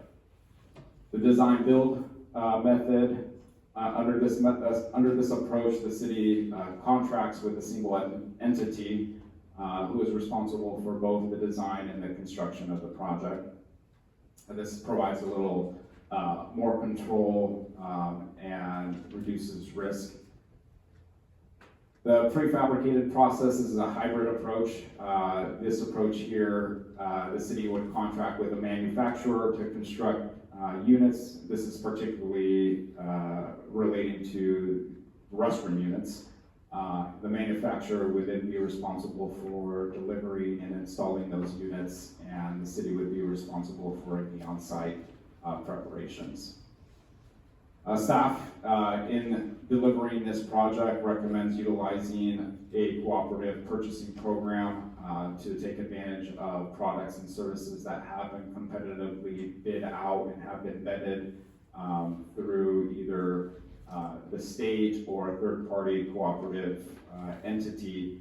Under cooperative purchasing, which is allowed under the city's municipal code, provides the city access to, as I mentioned, vetted vendors and at discounted pricing. Next slide. On December 3rd, 2024, staff presented a design build alternative to replace Berry Street Park restroom. I know we have many new members of the city council, and more than half of you weren't here at that meeting, but just as a recap, in researching and preparing this project, discovered that the staff's determination that staff could not deliver this project alone with the $400,000 grant that was provided to the city. Staff recommended contracting with Romtech, again through a design build alternative, in which case Romtech, the manufacturer, builder, and installer, the city would purchase materials from Romtech. Those materials would then get shipped on site. Romtech would be responsible for demoing the existing restroom facilities, preparing the foundation, and then building the restroom. Again, based on staff's research at that time, we brought forward a recommendation to utilize those funds and request an additional appropriation to fund one park restroom, and at that time we recommended Berry Street Park, and the amount for that contract was $566,000. City Council did not approve staff's recommendation and directed staff to return to the City Council with a prefabricated approach or alternative to replace both restrooms at Lemon Grove and Berry Street Park. And so this evening, staff will be walking through that alternative with the City Council. So the prefabricated alternative, there is a leading prefabricated manufacturer called Public Restroom Company. They have been vetted and authorized on a couple of cooperative purchasing programs. The primary one that the city utilizes is Sourcewell. So they're a vetted and approved vendor on Sourcewell. The prefabricated approach, I'll just walk you through the slide and that construction method and what that entails. First is selecting a design that matches or meets a city's, or in our case, our requirements, layout, number of stalls, size, and of course cost is a contributing factor. Once a design is selected, Public Restroom Company provides state-approved design plans that have been, again, stamped by an engineer, licensed engineer, that we then keep as-builts. The third process, which you see in this slide,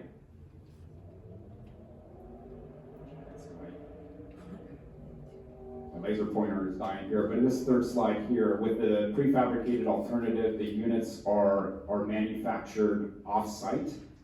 In this case, Nevada, where the manufacturer is located in a controlled environment. They will prep the foundation, and the foundation is made with a 8-inch concrete slab. Once the slab is ready to build upon, the walls are then constructed on the slab. Most of their units use CMU walls, CMU block walls. And once the block and the perimeter walls are installed, they then install the roof, which in this case, it's either a metal seam roof or a shingle roof, depending on aesthetics. Both are somewhat comparable in price, so there's really no difference in pricing based on aesthetics. Next slide, please.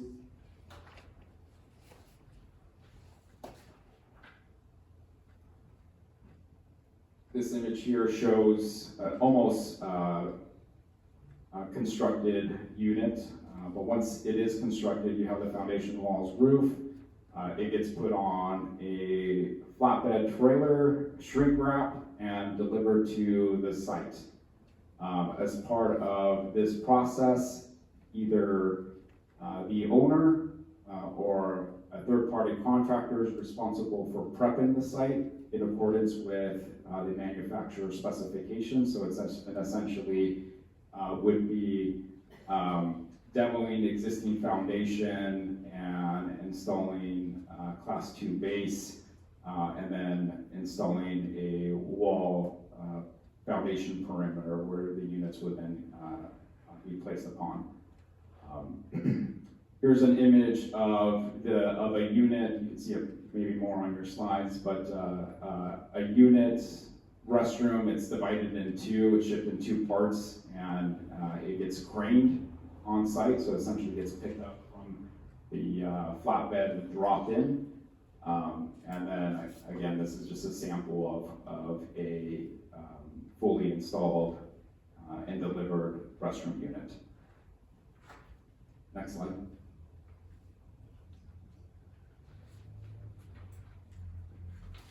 So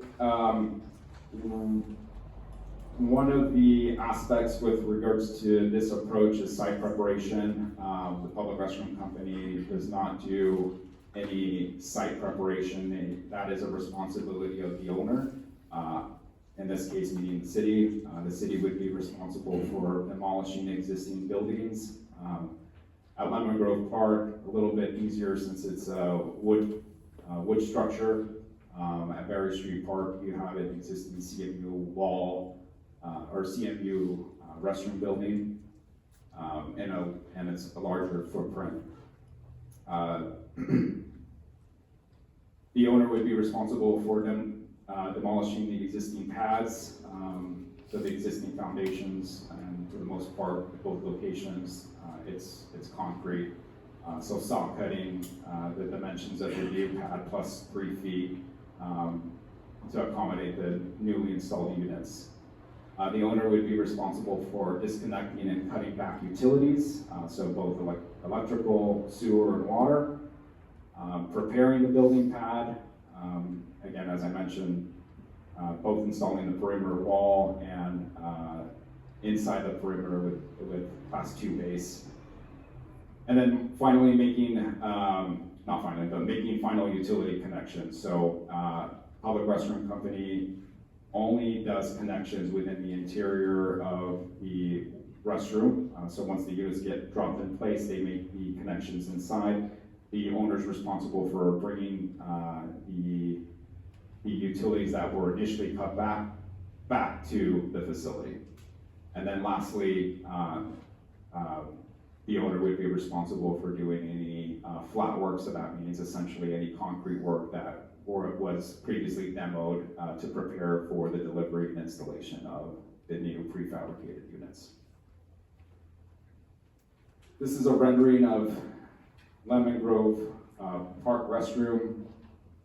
So the design, in essence, mirrors what's currently there. So there is one toilet stall, one urinal for the men's, and then 2 toilet stalls for the women's. This design is called the sports park design. It runs, it runs $300,000 to $325,000 is the estimate for this particular model. You notice it's a pretty basic outline. So in discussing design aesthetics with Public Restroom Company, we just kept it standard. There's no overhang, there's no water fountains, there's no paint, there's no, the only thing we elected was a graffiti coating to the block wall. But other than that, the finishes are pretty standard. And again, this is to keep costs as low as possible. The next slide, please. Berry Street Park is based off of their family series. So this design is a little larger design than the one at Lemon Grove Park. We have a designated men's and women's restroom. And then in addition, there is a dedicated family restroom that's also attached to this design. With this design, you get three stalls in the women's, and you get 2 toilet stalls in the men's, plus the urinal, and then of course in the family section restroom, you get a toilet and additional accessories such as baby changing station. This slide here just demonstrates the interior finishes of these designs, which come standard in both options. So you can either select from porcelain finishes to stainless steel. Staff's recommending the stainless steel option for tamper resistance. The other units as well come with a hand dryer, soap dispenser. This image here just shows the differences between a stainless steel counter with a more composite counter. One of the neat things about these designs is that the like soap dispenser, the hand dryer, is that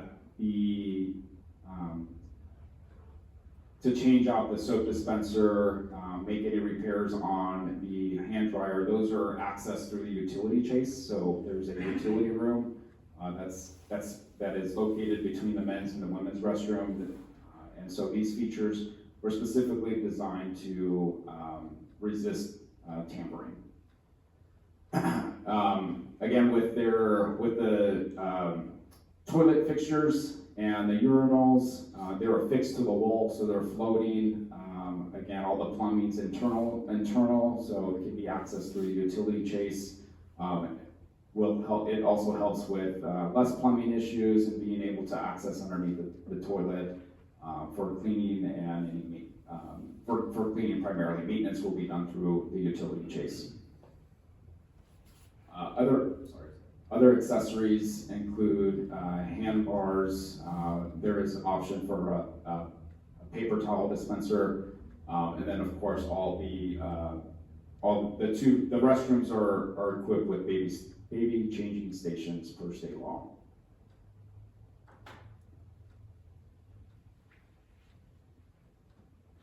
So this slide here represents on the high end an estimated the replacement costs. Again, going back to the December 3rd council meeting with addressing city council's concern with regards to costs. If you recall, the prior alternative was $566,000 for one restroom. Under this option, the breakdown here, again, this is an estimate on the high end. We're estimating a total of $900,000 for 2 restrooms, which includes the Berry Street Park prefabricated restroom. On the high end is $425,000, but the options that the quote that we were given was $400,000 to $425,000, and the determining factor between that range is essentially your selections, your finishing selections, as I mentioned, graffiti coat, and if we wanted to add wainscoting or anything like that to the exterior units. For the Lemon Grove prefabricated location, again, this is on the high end, the $325,000, but the quote that was provided was $300,000 to $325,000. Site preparations, as I earlier mentioned on one of the slides, demolition, pad prep, utility connections, we're estimating $150,000, and this is really just an estimate again. Staff's recommendation is that the site preparation is done through a third-party contractor, so we wouldn't know those final costs until that contract is bid out and awarded. But we estimate that of that amount, it would be a 60-40 split between Lemon Grove Park, about $60,000, and Berry Street Park, about $90,000. Again, this is just an estimate.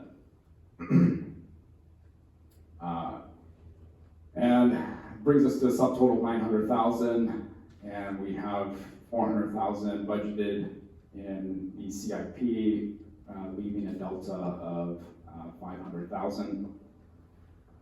With regards to, if we could just stay on this slide, Sean. Again, with regards to alternatives, staff tried to address the cost factor. Unfortunately, I think that's these are the costs for manufacturing prefabricated restrooms. If we try to reduce the cost even lower from these amounts, then you'd be going to essentially a 2-stall unit, which would not be sufficient to service either Lemon Grove or Berry Street Park. As part of alternatives, which I'll note tonight, again, if council has any concerns with regards to costs, we can change the Berry Street Park family model series to the Park series model. Again, that would be removing the family individual stall, which would bring the cost down by $100,000, and keep what's currently there. Staff is recommending the family series simply because of Berry Street Park is utilized for the city special events, concerts in the parks, movies in the parks, so it does have a higher usage. A second alternative would be amending the grant application to fund the replacement of one restroom park. That's an alternative. Council did not want that alternative. I'm just bringing that up as an alternative as part of this item. That would require the city working with the California State Parks Department and amending our grant application to include one park instead of 2. But that is an option. They said that is doable. And then lastly, if the city council does not want to award any additional funds, whether to both restrooms or a restroom, staff can return the $400,000 back to the awarding agency. Again, staff cannot fund both projects with only the $400,000 grant awarded. With that concludes staff's recommendation or presentation, and I'm happy to answer any questions you may have.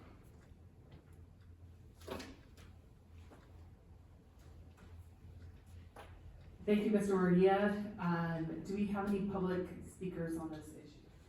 Madam Mayor, there is no public speakers on this issue, nor did we get any, comments on prior to the meeting. So we'll close the general public comment portion of the agenda and now move to, questions and comments by council. Councilmember Altamirano, do you have any questions? The first time that, for the design build alternative through Rumtech, how many, that was for one bathroom, but how many stalls was that for? That was for, one toilet stall in the men's, one urinal, and 2 stalls in the women's. So a total of 4 pictures. And at that time, that was for Berry Street Park only, there was nothing for Lemon Grove, right? Correct. Thank you. Councilmember Fayad? Yes, thanks Izzy for, all your hard work. I know, you're right, there were 3 of us who weren't on council when this was brought up, first time. A couple questions for you. Is there a warranty on these builds? Yeah, on public restroom company, it's a 5-year warranty on the installments, and their fixtures, individually with their individual manufacturer, have a 10-year warranty. And then, site preparation and demo, pad prep and utilities, is that not something we can do in-house? Councilmember, it's certainly something that we can do in-house. It's not what I would recommend. In order to undertake the site demo and the preparation, we would need to devote a full crew, so probably 3 weeks to do the demo and site prep. That's full time. I've been here long enough to know that there are things that are pulling our crews away. Dedicating our staff for 3 weeks, that would mean putting our sewer cleaning on pause, potholes on pause. I would not recommend that. But yeah, it's certainly, if that's the direction, we could certainly do that.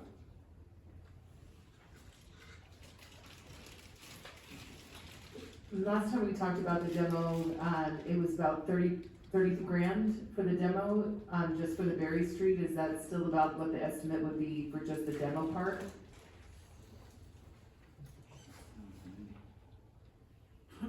If we did it in-house, it would be it would be less if we did it in-house. At that point, you're just looking at disposal costs.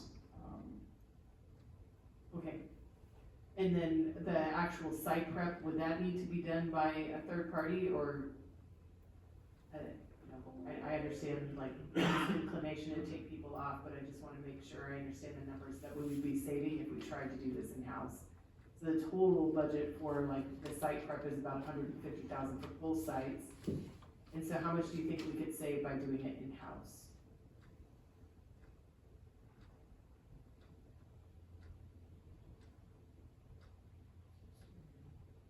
Honestly, it's difficult to give you a number.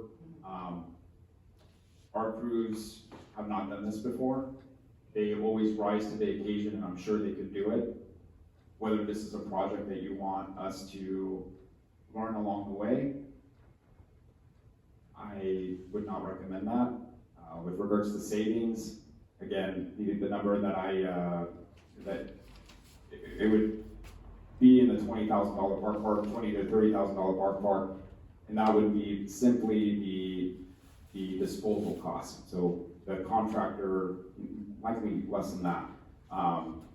The contractor would be charging us to dispose of demolished debris. We could put it in our specifications. if that part is contracted out, that the city would provide, EDCO waste unit. And so we would absorb any of those costs, which through our franchise agreement would be very minimal, if anything at all. Okay. Thank you.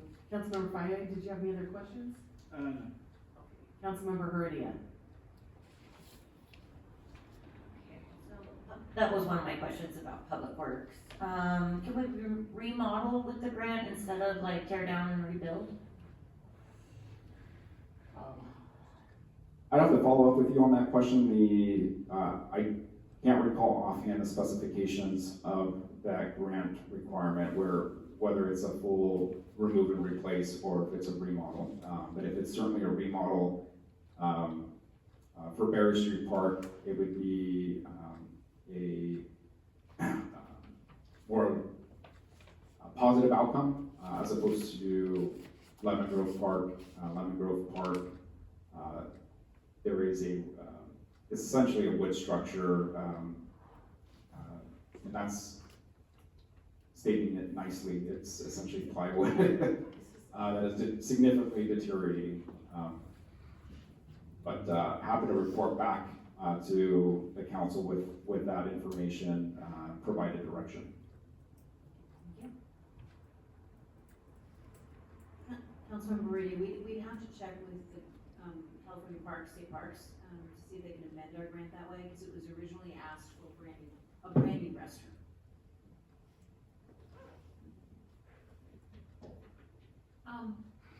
Did we contact other bathroom manufacturers, or just this one? Yeah, so we, there is another, prefabricated manufacturer called L.B. Foster, and we don't have a direct quote from them. Again, going back to the slide of cooperative purchasing, so staff's recommendation is go through the cooperative purchasing process, where L.B. Foster in essence was wanting some type of commitment before they provided a quote, and we were not in that process to go through to get a quote from them. And then honestly, our municipal code doesn't allow that. So the municipal code provides for cooperative purchasing, which is provided through Sourcewell. And so we were looking for Sourcewell manufacturers that are on either CMAS, which is the California Multiple Award Schedule. So contractors that have been pre-approved and vetted through the California Department of General Services, or Sourcewell, and that left two options, which is Romtech and Public Restroom Company.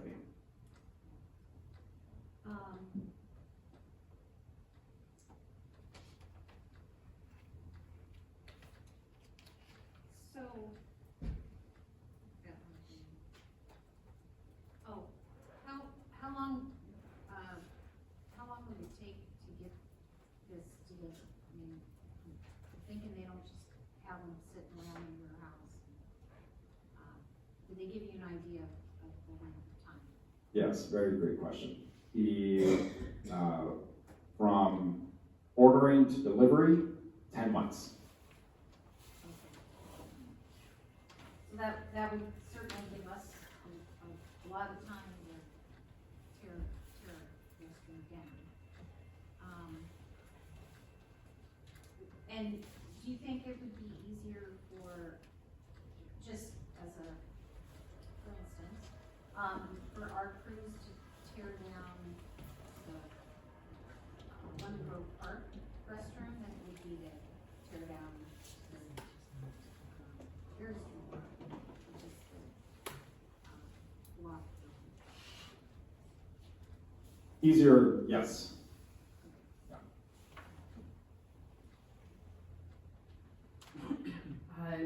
So thank you for coming back with this. The last time, we heard a lot of input about the cost of it. I know that there were a lot of features on the proposed version and the prior edition that were really nice with overhangs and different space. But if we move forward with just the Lemon Grove project right now, it looks like we would be able to meet it at 400,000 between the demo and the cost of the unit. And so if we go ahead and then ask for the amendment, move forward with just the one unit, and then aspirationally, come up with plans for Berry Street Park. I did want to try and show love to Berry Street Park because Lemon Grove Park just got the brand new playground equipment. But I think financially it makes more sense, and we use this money when we move as soon as possible, because we'll have 10-month lead time. So I think it makes sense, and I think it's in the worst shape. And I think Lemon Grove Avenue needs more attention than the Berry Street Park one. But I would say, let's go ahead and move forward with, that would be my recommendation and my thoughts, is that we move forward with Lemon Grove, Street Park. And, then have discussions about, finding funding in this next round of priority sessions. We have a couple parks that would be really nice at Tregonza Park, especially when we're doing our farmers markets and our different things out there, to have some kind of bathroom facility that's available. And so maybe we put together a parks package for bathrooms. And even Circle Park, I think it makes sense. But I do like these ideas of the prefabricated models. I think it makes sense right now. And with the way materials are costing, the more we can believe it's sensible and in an aggregate, I think we'll save money in the long term. So those are my particular thoughts. And I'll go back around for deliberation and any additional questions. Does anyone have anything additional? Councilmember Altamirano? What, do you know what's the estimate lifespan of our current bathrooms? How long have we had them, have we ever changed them, and what's the estimated lifespan of the new proposed prefabricated ones? I answered the latter, 50 years lifespan. With regards to how long we've had them, I don't know that answer. Probably 50. Or more, 60. Long time. I don't know if they pre-dedicated, or were here before incorporation or not. I don't have that information. Okay, and then does staff have any recommendations on how to fund the $500,000 gap? So, before I turn it over to the city manager's office, or city manager, excuse me, the prior alternative was utilizing ARPA funds to fund the gap. I believe that's not an option. Forget I said that. Are your only options, and the city manager can correct me if I'm wrong, general fund reserves, or through priority setting and allocating any Measure T funds for the gap? Mr. Murguia is correct. If you give us the marching orders to find the money, we would find the money, but most likely it would be general fund reserves or any fund balance from this prior year, and then asking the Measure T committee if they would fund that infrastructure gap monies. I understand the county had some grant money. Would we be able to apply for the same thing again, or no? I could ask the county if they could help fund the gap, and I could reach out to District 4's office, to see if that would be a possibility. I'd have to ask that question though. Okay. I don't know the answer to that question. I'd have to ask them. And then they would, like they do with all of their priorities, like we do, they would then put all of those priorities together, and then they would fund what they feel is the highest and best need for their district. Okay. Is that something that we need to give you direction on, or is that something that you could just do? I can come back with the information from D4's office and let the council also know, Okay. as a follow-up on this one. So Measure T, possibly going to the county or general funds. Yes. Thank you, Lydia. Councilmember Fayad? Can you clarify, I was just a fly on the wall in that last meeting. Could you I seem to remember that there was there was some kind of ARPA funds that was attached to this, and no longer, then, why not? Yes. So ARPA gave us a deadline, or the federal government gave us a deadline to encumber all of those funds, and that deadline was December 31st, 2024. So we're beyond all the encumbrance of that deadline, which is why staff brought that item and asked for that allocation for that. So that's why we can't use ARPA funds.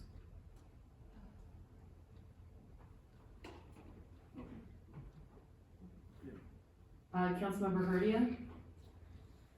Okay, so, it seems as though we've still got some time till we really need to make a decision on this, correct? If it's only a 10-month turnaround? Correct, so,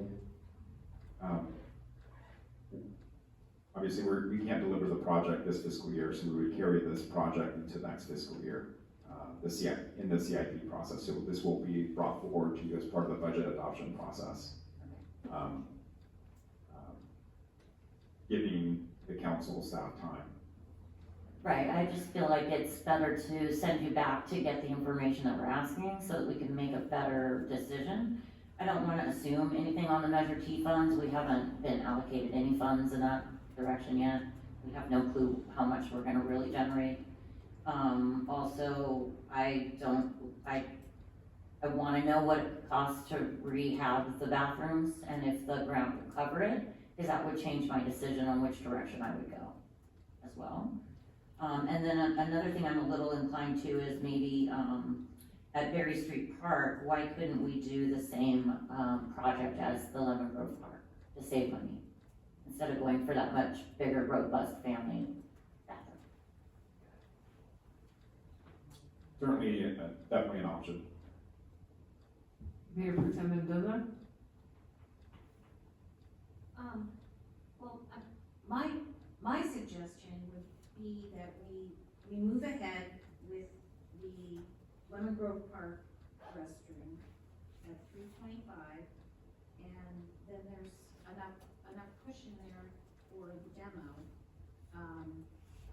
And if we need to get it up to the 400, because we definitely want all of that 400,000. I want to let any of that go. We could add things like a water fountain, because those bathrooms are in really, really bad shape.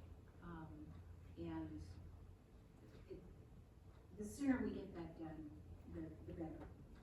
Then it doesn't really matter about the Berry Street, because we have to allocate those funds from somewhere else anyway. I mean, we've got the 400,000, so why not just spend that on Lemon Grove Park? And then we do have time to decide if we want to remodel that bathroom, which could be a possibility because it's much sturdier. It's still in really bad shape, but it's much sturdier. And you could come back to us with some prices on that.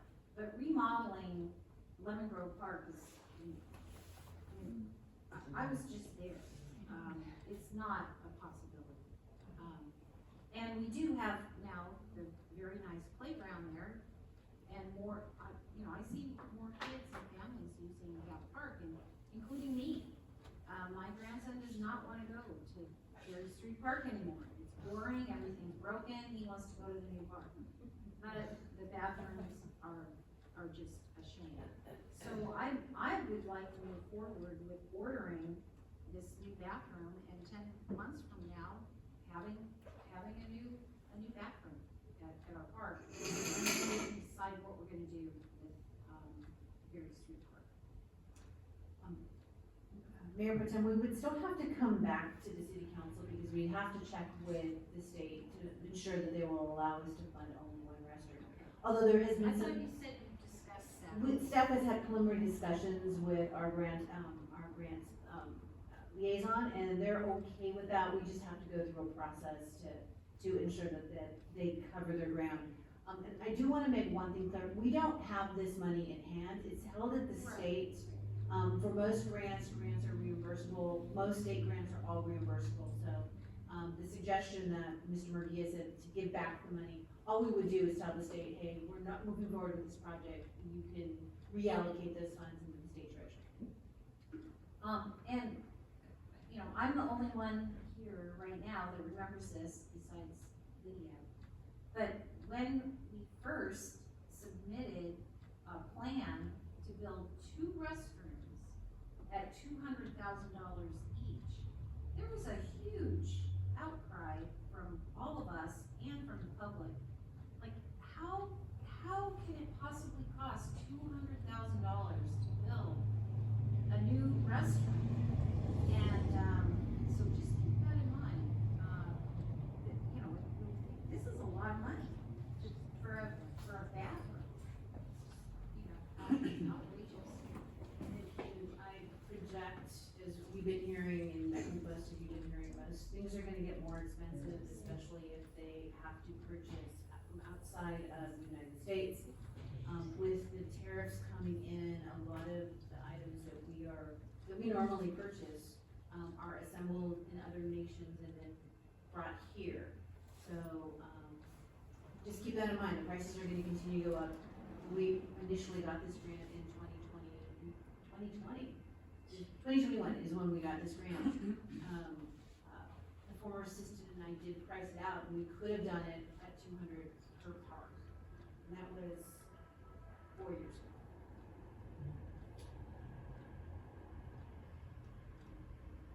Anybody else have any further deliberations or instructions? Councilmember Altamaro? I like the idea of moving forward with at least the Lemon Grove Park. Because it does have the new playground, I actually like the bigger one with the family one. Just because we do have more families with little ones wanting to go to that park because of the playground.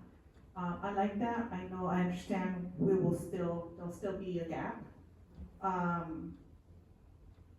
And it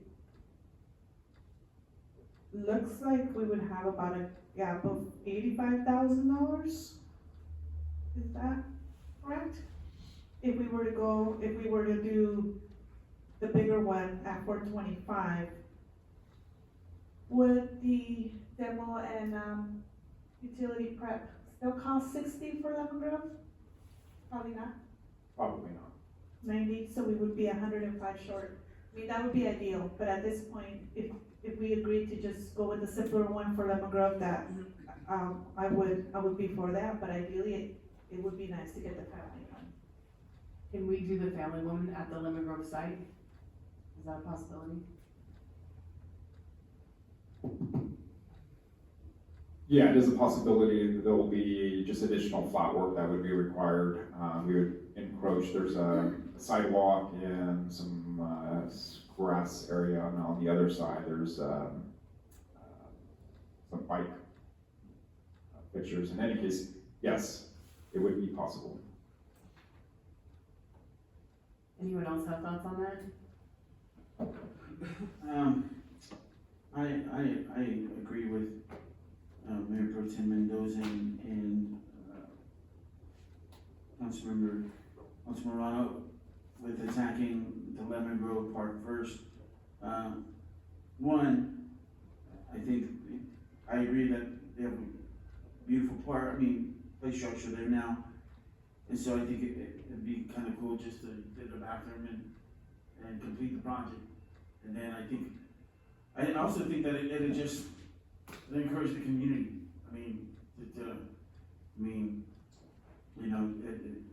To just kind of finish the project, and then we can move on and talk about Perry Street Park later. But yeah, that's what I kind of like that idea too. And Councilmember Friday, do you have an opinion on the current proposed 325 versus the family style at 425 at the Lemon Grove site? Being that, parks are for families, so I like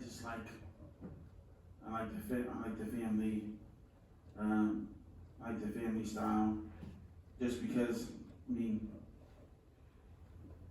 a lot of parents, I remember when I had young kids, it was just kind of hard to go into a a regular restroom, right? 'Cause you got your kid, you gotta, change diapers, kids don't feel comfortable sometimes around other adults and, whatever. So, I would recommend the family restroom for the Lemon Grove site. Okay, so, Councilmember Hardy, did you have anything else?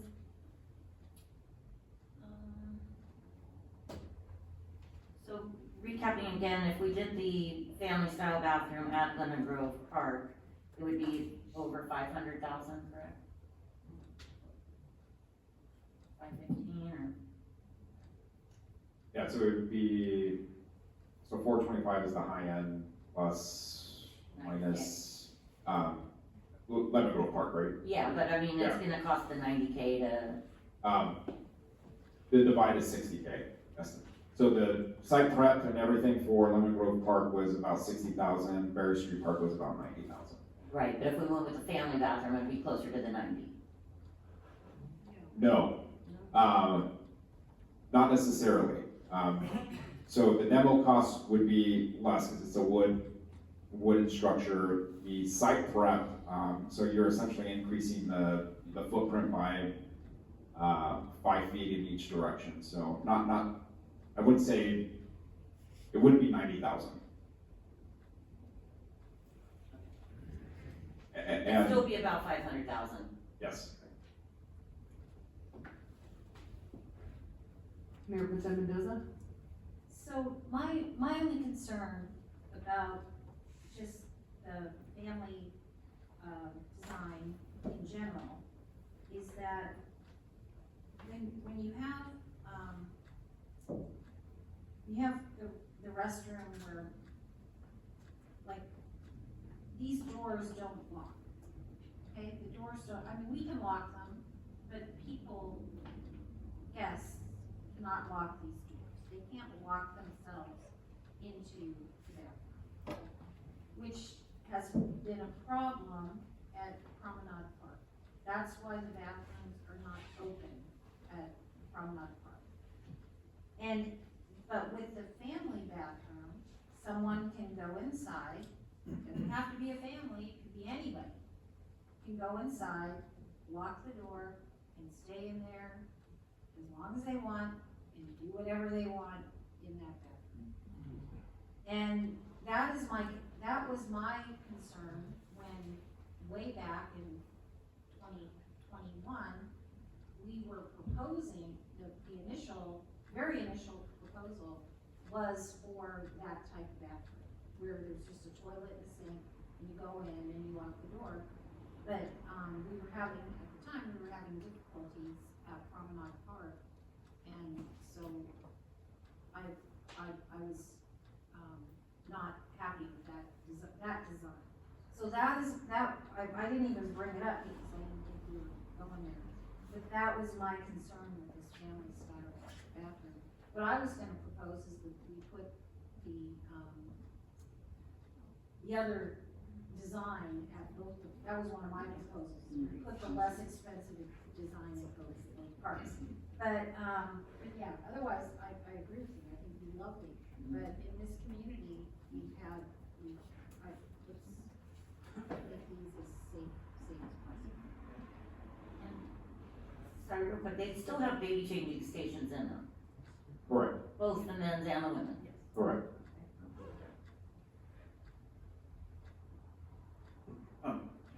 Yes. Izzy, so is there a way, because I know that, I know that, like, for instance, the bathroom at the Strouds that I work at, the baby changing table is in the handicap stall?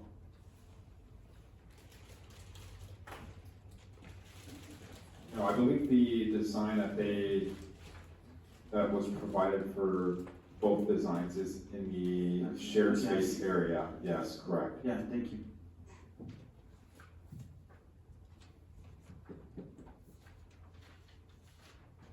All right, any other further comments or direction? Are we giving you enough direction? Yeah, and I mean, I appreciate your comment, Councilmember Fly. If once we receive direction, and if the directions move forward with an option, definitely can work with public restroom company to see if they even install, or you can provide a baby changing station in one of the toilet stalls. If that's a preference of, no. Better out. No. So the handicap have the stall. That's why it's a handicap stall. Right.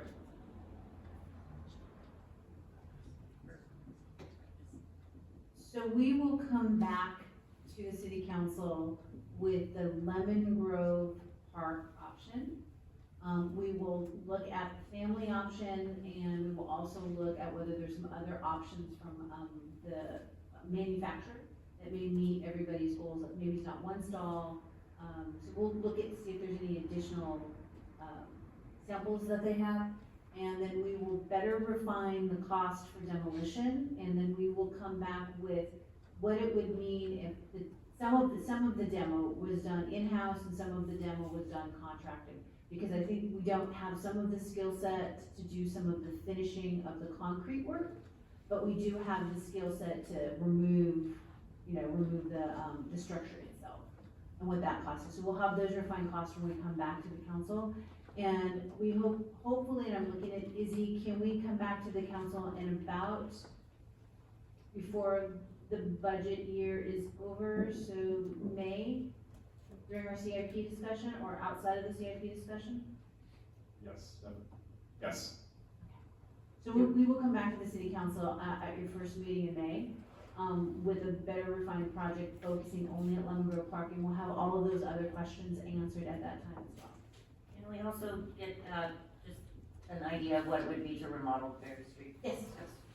And one more, can we also look at a water fountain at the Lemon Grove one? We already have a water fountain in Berry, but a Lemon Grove or a water fountain at Lemon Grove. Yes. Yes, it's the water fountain is attached to the facility at Lemon Grove. Currently it is, but we would want that.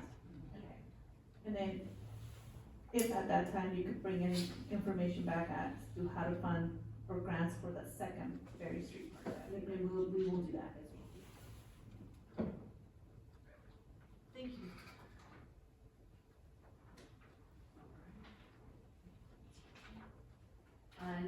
Now we will go through the items pulled from the consent calendar. We'll go to item 1B, the City of Lemon Grove payment demands.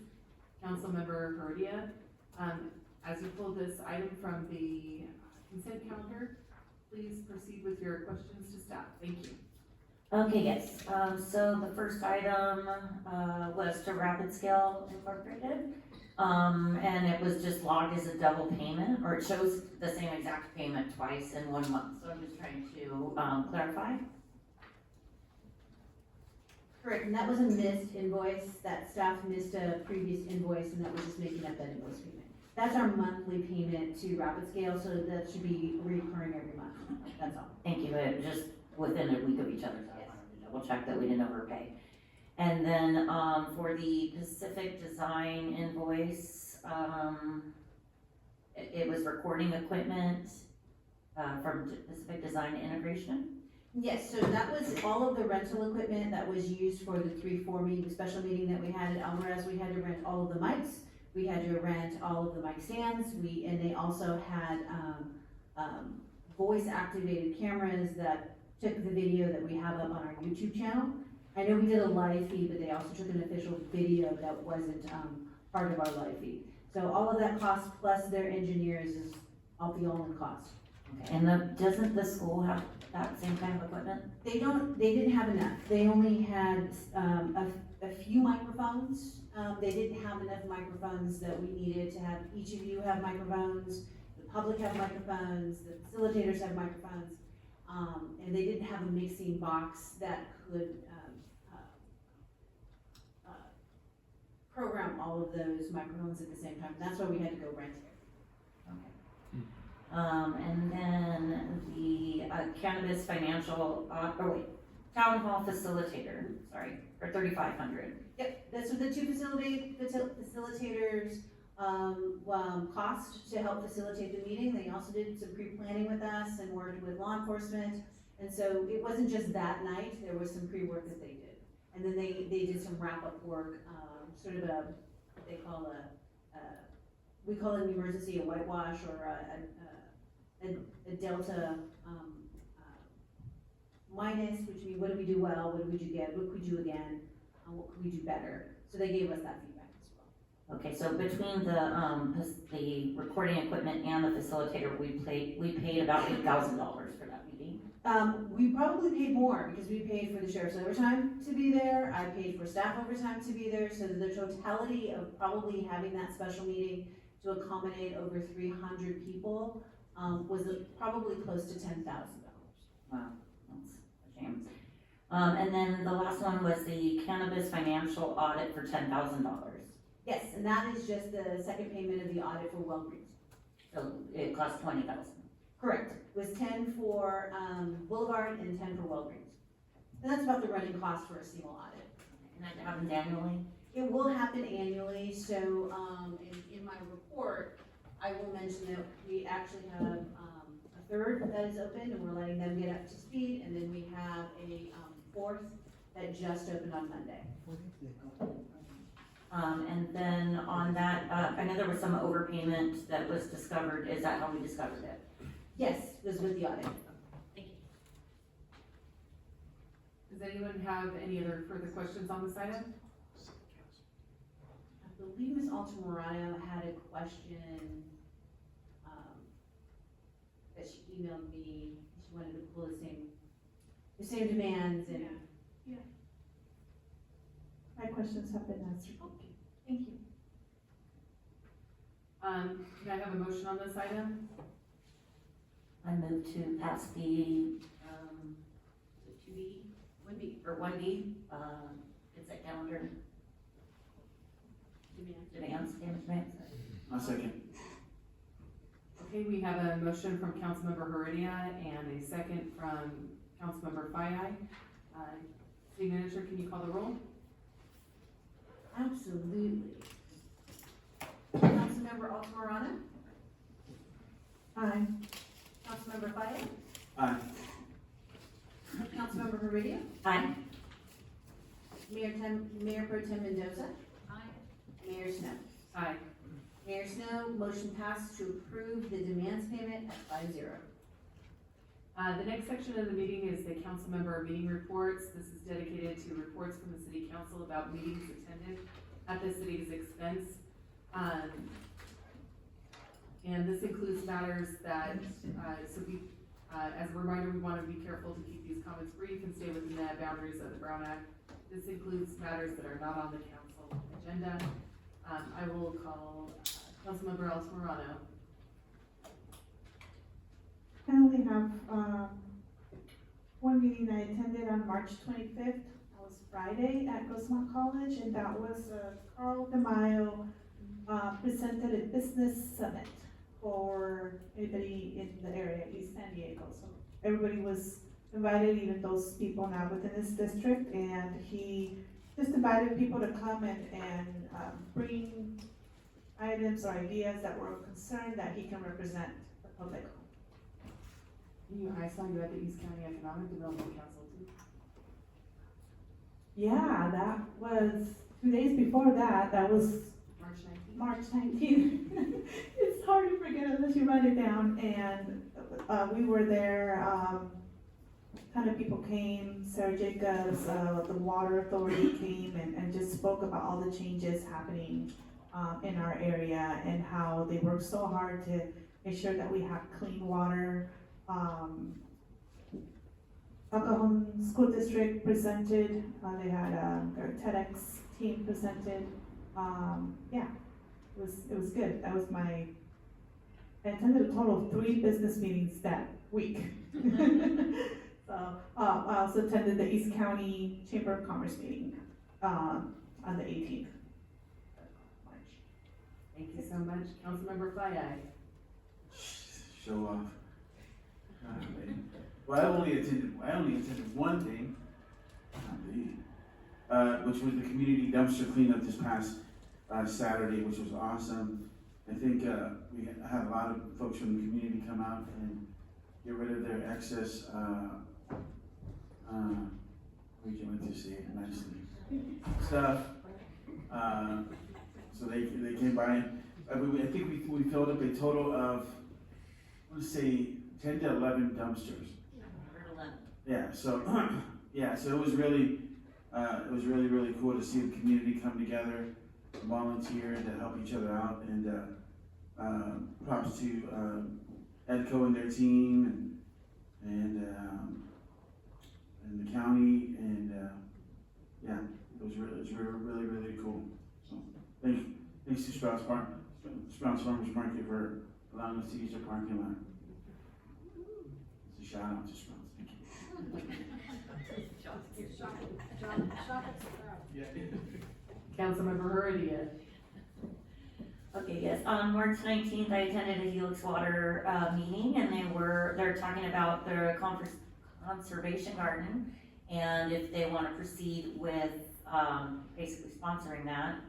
And then I went to the Safety Commission for the SAMDAG, and they, talked a lot about Vision Zero and the action plan that they have moving forward. And that's something that I know Jennifer Mendoza and I have both spoken highly of, and I'd like to see us bring some of those here. And then we got to hear about a bunch of policy bills that are in the works but not necessarily approved yet, that they're just keeping their eyes on, and as those get moved along or not, I will keep you informed, but they didn't have answers on them yet.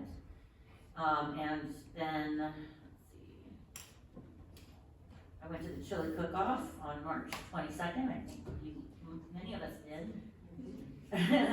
I did not win again. But it was really good. It was good, yeah, I love those beans. Then on March 26th, I went again to another Helix Water event, and it was their electrification of their vehicles, and they got a lot of grant money, and it was really cool to see. It was like an $11.9 million project, and they got about $9 million of that funded through community partners, I guess DG&E and the Clean Air, San Diego County Clean Air something. I don't think I wrote that part down. But I posted about it on my Facebook, so if you want more information. And I did make some contacts there, and those grants, I think, are about to close, but I believe there will be more opportunities in the future. And I'd like to see if we could get some of our vehicles and our fleets. Basically, I mean, they got big bulldozers and everything. It was really cool to see. And then I went to another Helix Board Water meeting that I thought was very interesting. There were several bills that are in the works for low-income water billing, but that's not apparently something that ever is recommended because there's no funding ever attached to it. So I would like to see the government step that up a little bit, so that low-income people can get some relief in that utility, because I know that's one that's really been neglected. Let me make sure. That's it. That's what I did. All right, thank you so much. Mayor Pro Tem Mendoza. On March 21st, I attended the Sanday Transportation Committee meeting, and we made a difficult decision to deny the city of Carlsbad's request for a 2-year time extension for their active transportation grant. These are hard decisions to make, especially when your colleagues are sitting in the room with you. But this is, I think, like 10 years or something behind on this project, and they didn't really have a good projection for when they were going to get it done in the future. And it really was a beautiful project. So if they can come back and apply for the grant again when they can figure out what they're going to do. We also had we recommended the regional active transportation program funding, and which will go to the board, or maybe it already did. And we had the flexible fleets pilot grant program call for projects.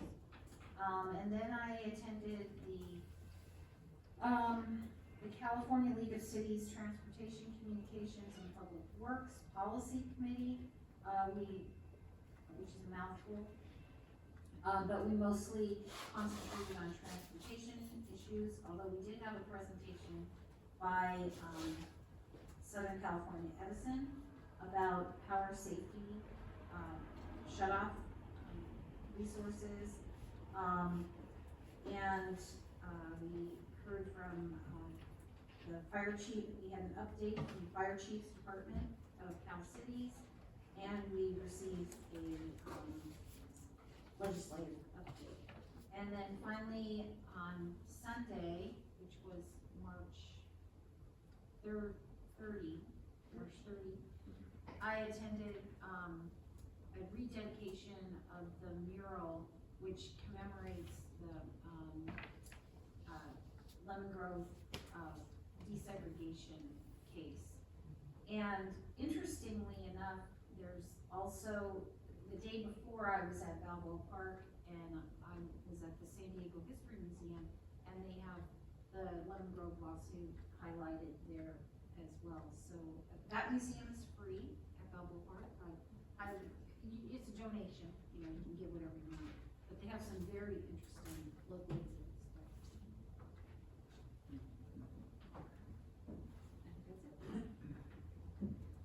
On March 19th, I attended the East County Economic Development Council. And then after I left to do a small business tour with Congresswoman Sarah Jacobs here in Lemon Grove, and she provided congressional recognition awards to 4 of our small businesses in our community. We went to Lemon Grove Bistro, Hunter's Nursery, Elevated Coffee and Confections, and a local home-based business called Ace Succulents. So that was a really great time to be able to do that and really show Sarah Jacobs around our community. I also went on a tour of the Public Works Yard that day, and I also attended the Revitalized Broadway meeting at their invitation with the city manager, and we were able to talk about some of what is underway to help support our businesses here in Lemon Grove, and really look forward to a partnership of cooperation and collaboration with them. So that was a really great meeting. On March 20th, I was able to go to the called Innovation Heights, the Lemon Grove Learning Center. They were having a mural dedication, and the mural was dedicated in honor of 2 recent staff that had passed. Both women were in their 40s, so it was really hard on that school community. And the mural is absolutely beautiful. And they are planning in August on working on another mural inside their building of the Lemon Grove incident. I also that day attended the Lemon Grove Farmers Market. On March 20th, I met with the representatives from the San Diego Rescue Mission. The San Diego Rescue Mission is planning an East County project. The building will be located in El Cajon, but it's meant to benefit residents of East County who are currently living unhoused, and learn more about their program. On March 22nd, I attended the 7th Annual Fancy Teen Girls Scholarship Award, and I also attended that day the 35th Annual Lemon Grove Historical Society Essay Contest. So we have a bunch of local kids in the community who drafted some really great essays, actually, and they were read aloud largely by Roberta Bowling. And a couple of the girls were brave enough to read their essays in front of everyone as well, but they were really impactful and just an incredible group. I also, on March 22nd, attended the Lions Club Chili Cook-Off, and I can attest that Jessica Heredia's chili was really tasty. Most of the other ones I had to pick the beans out because I'm a vegetarian, but I heard great things about Rosa Carney's smoked brisket chili.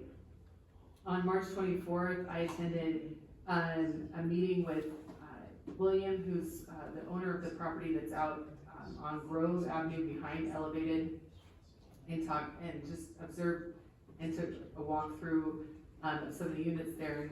And then on the same day, I met with Jennifer Mendoza. We were able to meet with Humbert from St. John of the Cross to talk about issues related to the flooding impact at their building, and then also about Kunkel Park. A lot of the parents were concerned there, especially safety issues in the wake of the recent shooting.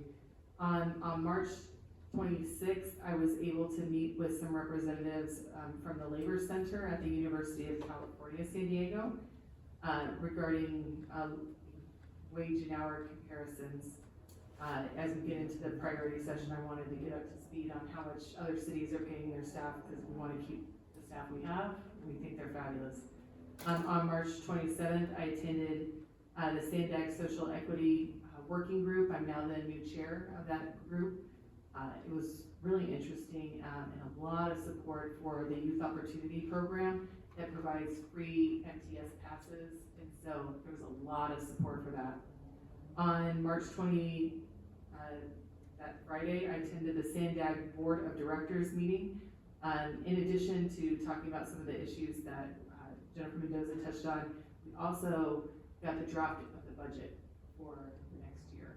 So that was a big topic of conversation, and I'm in there fighting for us to get some of that by. Afterwards, I had a one-on-one meeting with the executive director there at Sandag, Mario Orso, and some of his staff. I got to meet with the planning director, Antoinette Meyer. I got to meet with the chief financial officer and the CEO as well. And we were looking at opportunities to help provide more investment in communities like ours, and specifically our community, to bring dollars to these disinvested communities, especially pulling money to East County.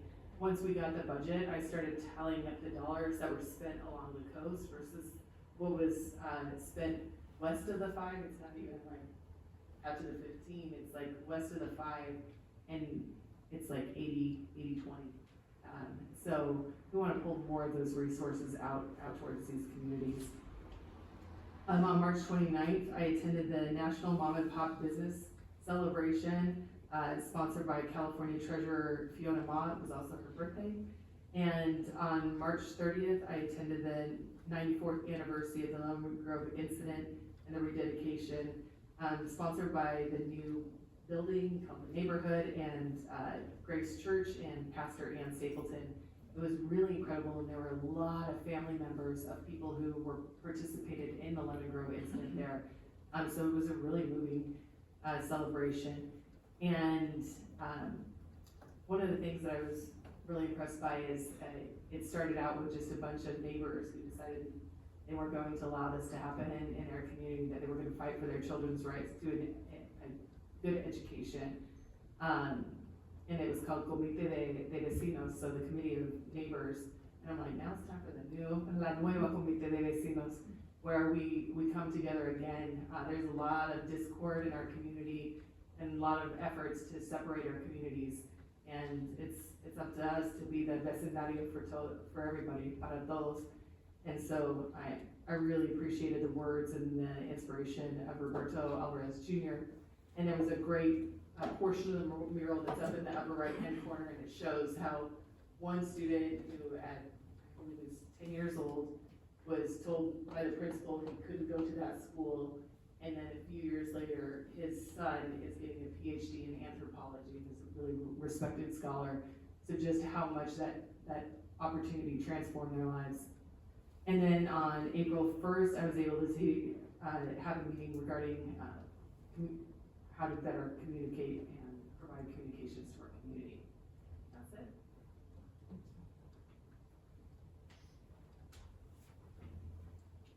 Accidentally turned off my mic. There we go. So now I'll move to the city manager's report. Madam Mayor, very quickly, I too was at the, I sit on the Public Safety Policy Committee, and I was at the Policy Committee this past Thursday. There is some information that we received from the Policy Committee that I'm going to share with the rest of the council.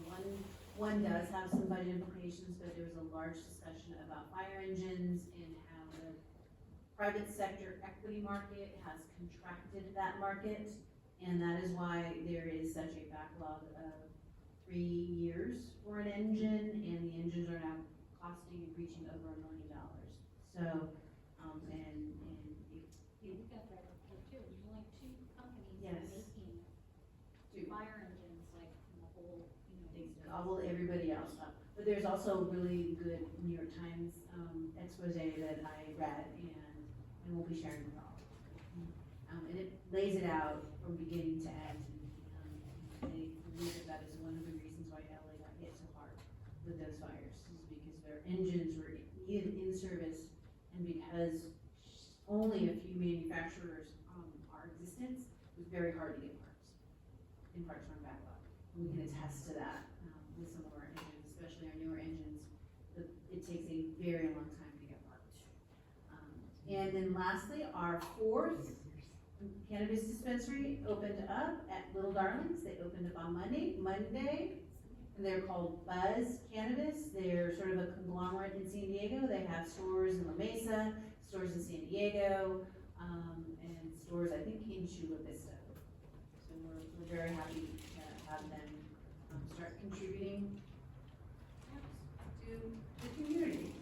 And now we don't have to call it Little Darlings anymore. It's no longer Little Darlings. Little Darlings is gone. Used to be the in spot. And that concludes her. Thank you. All right, thank you so much. Now they're gonna open up a new Little Darlings across the street there, yeah. April? All right, now I'm gonna turn the time over to City Attorney Steinke to adjourn the meeting into closed session. Thank you so much, Madam Mayor, members of the City Council. We are adjourned to closed session for a conference with legal counsel regarding anticipated litigation under Government Code Section 54956.9B4, and this is on one case. Thank you. Almost.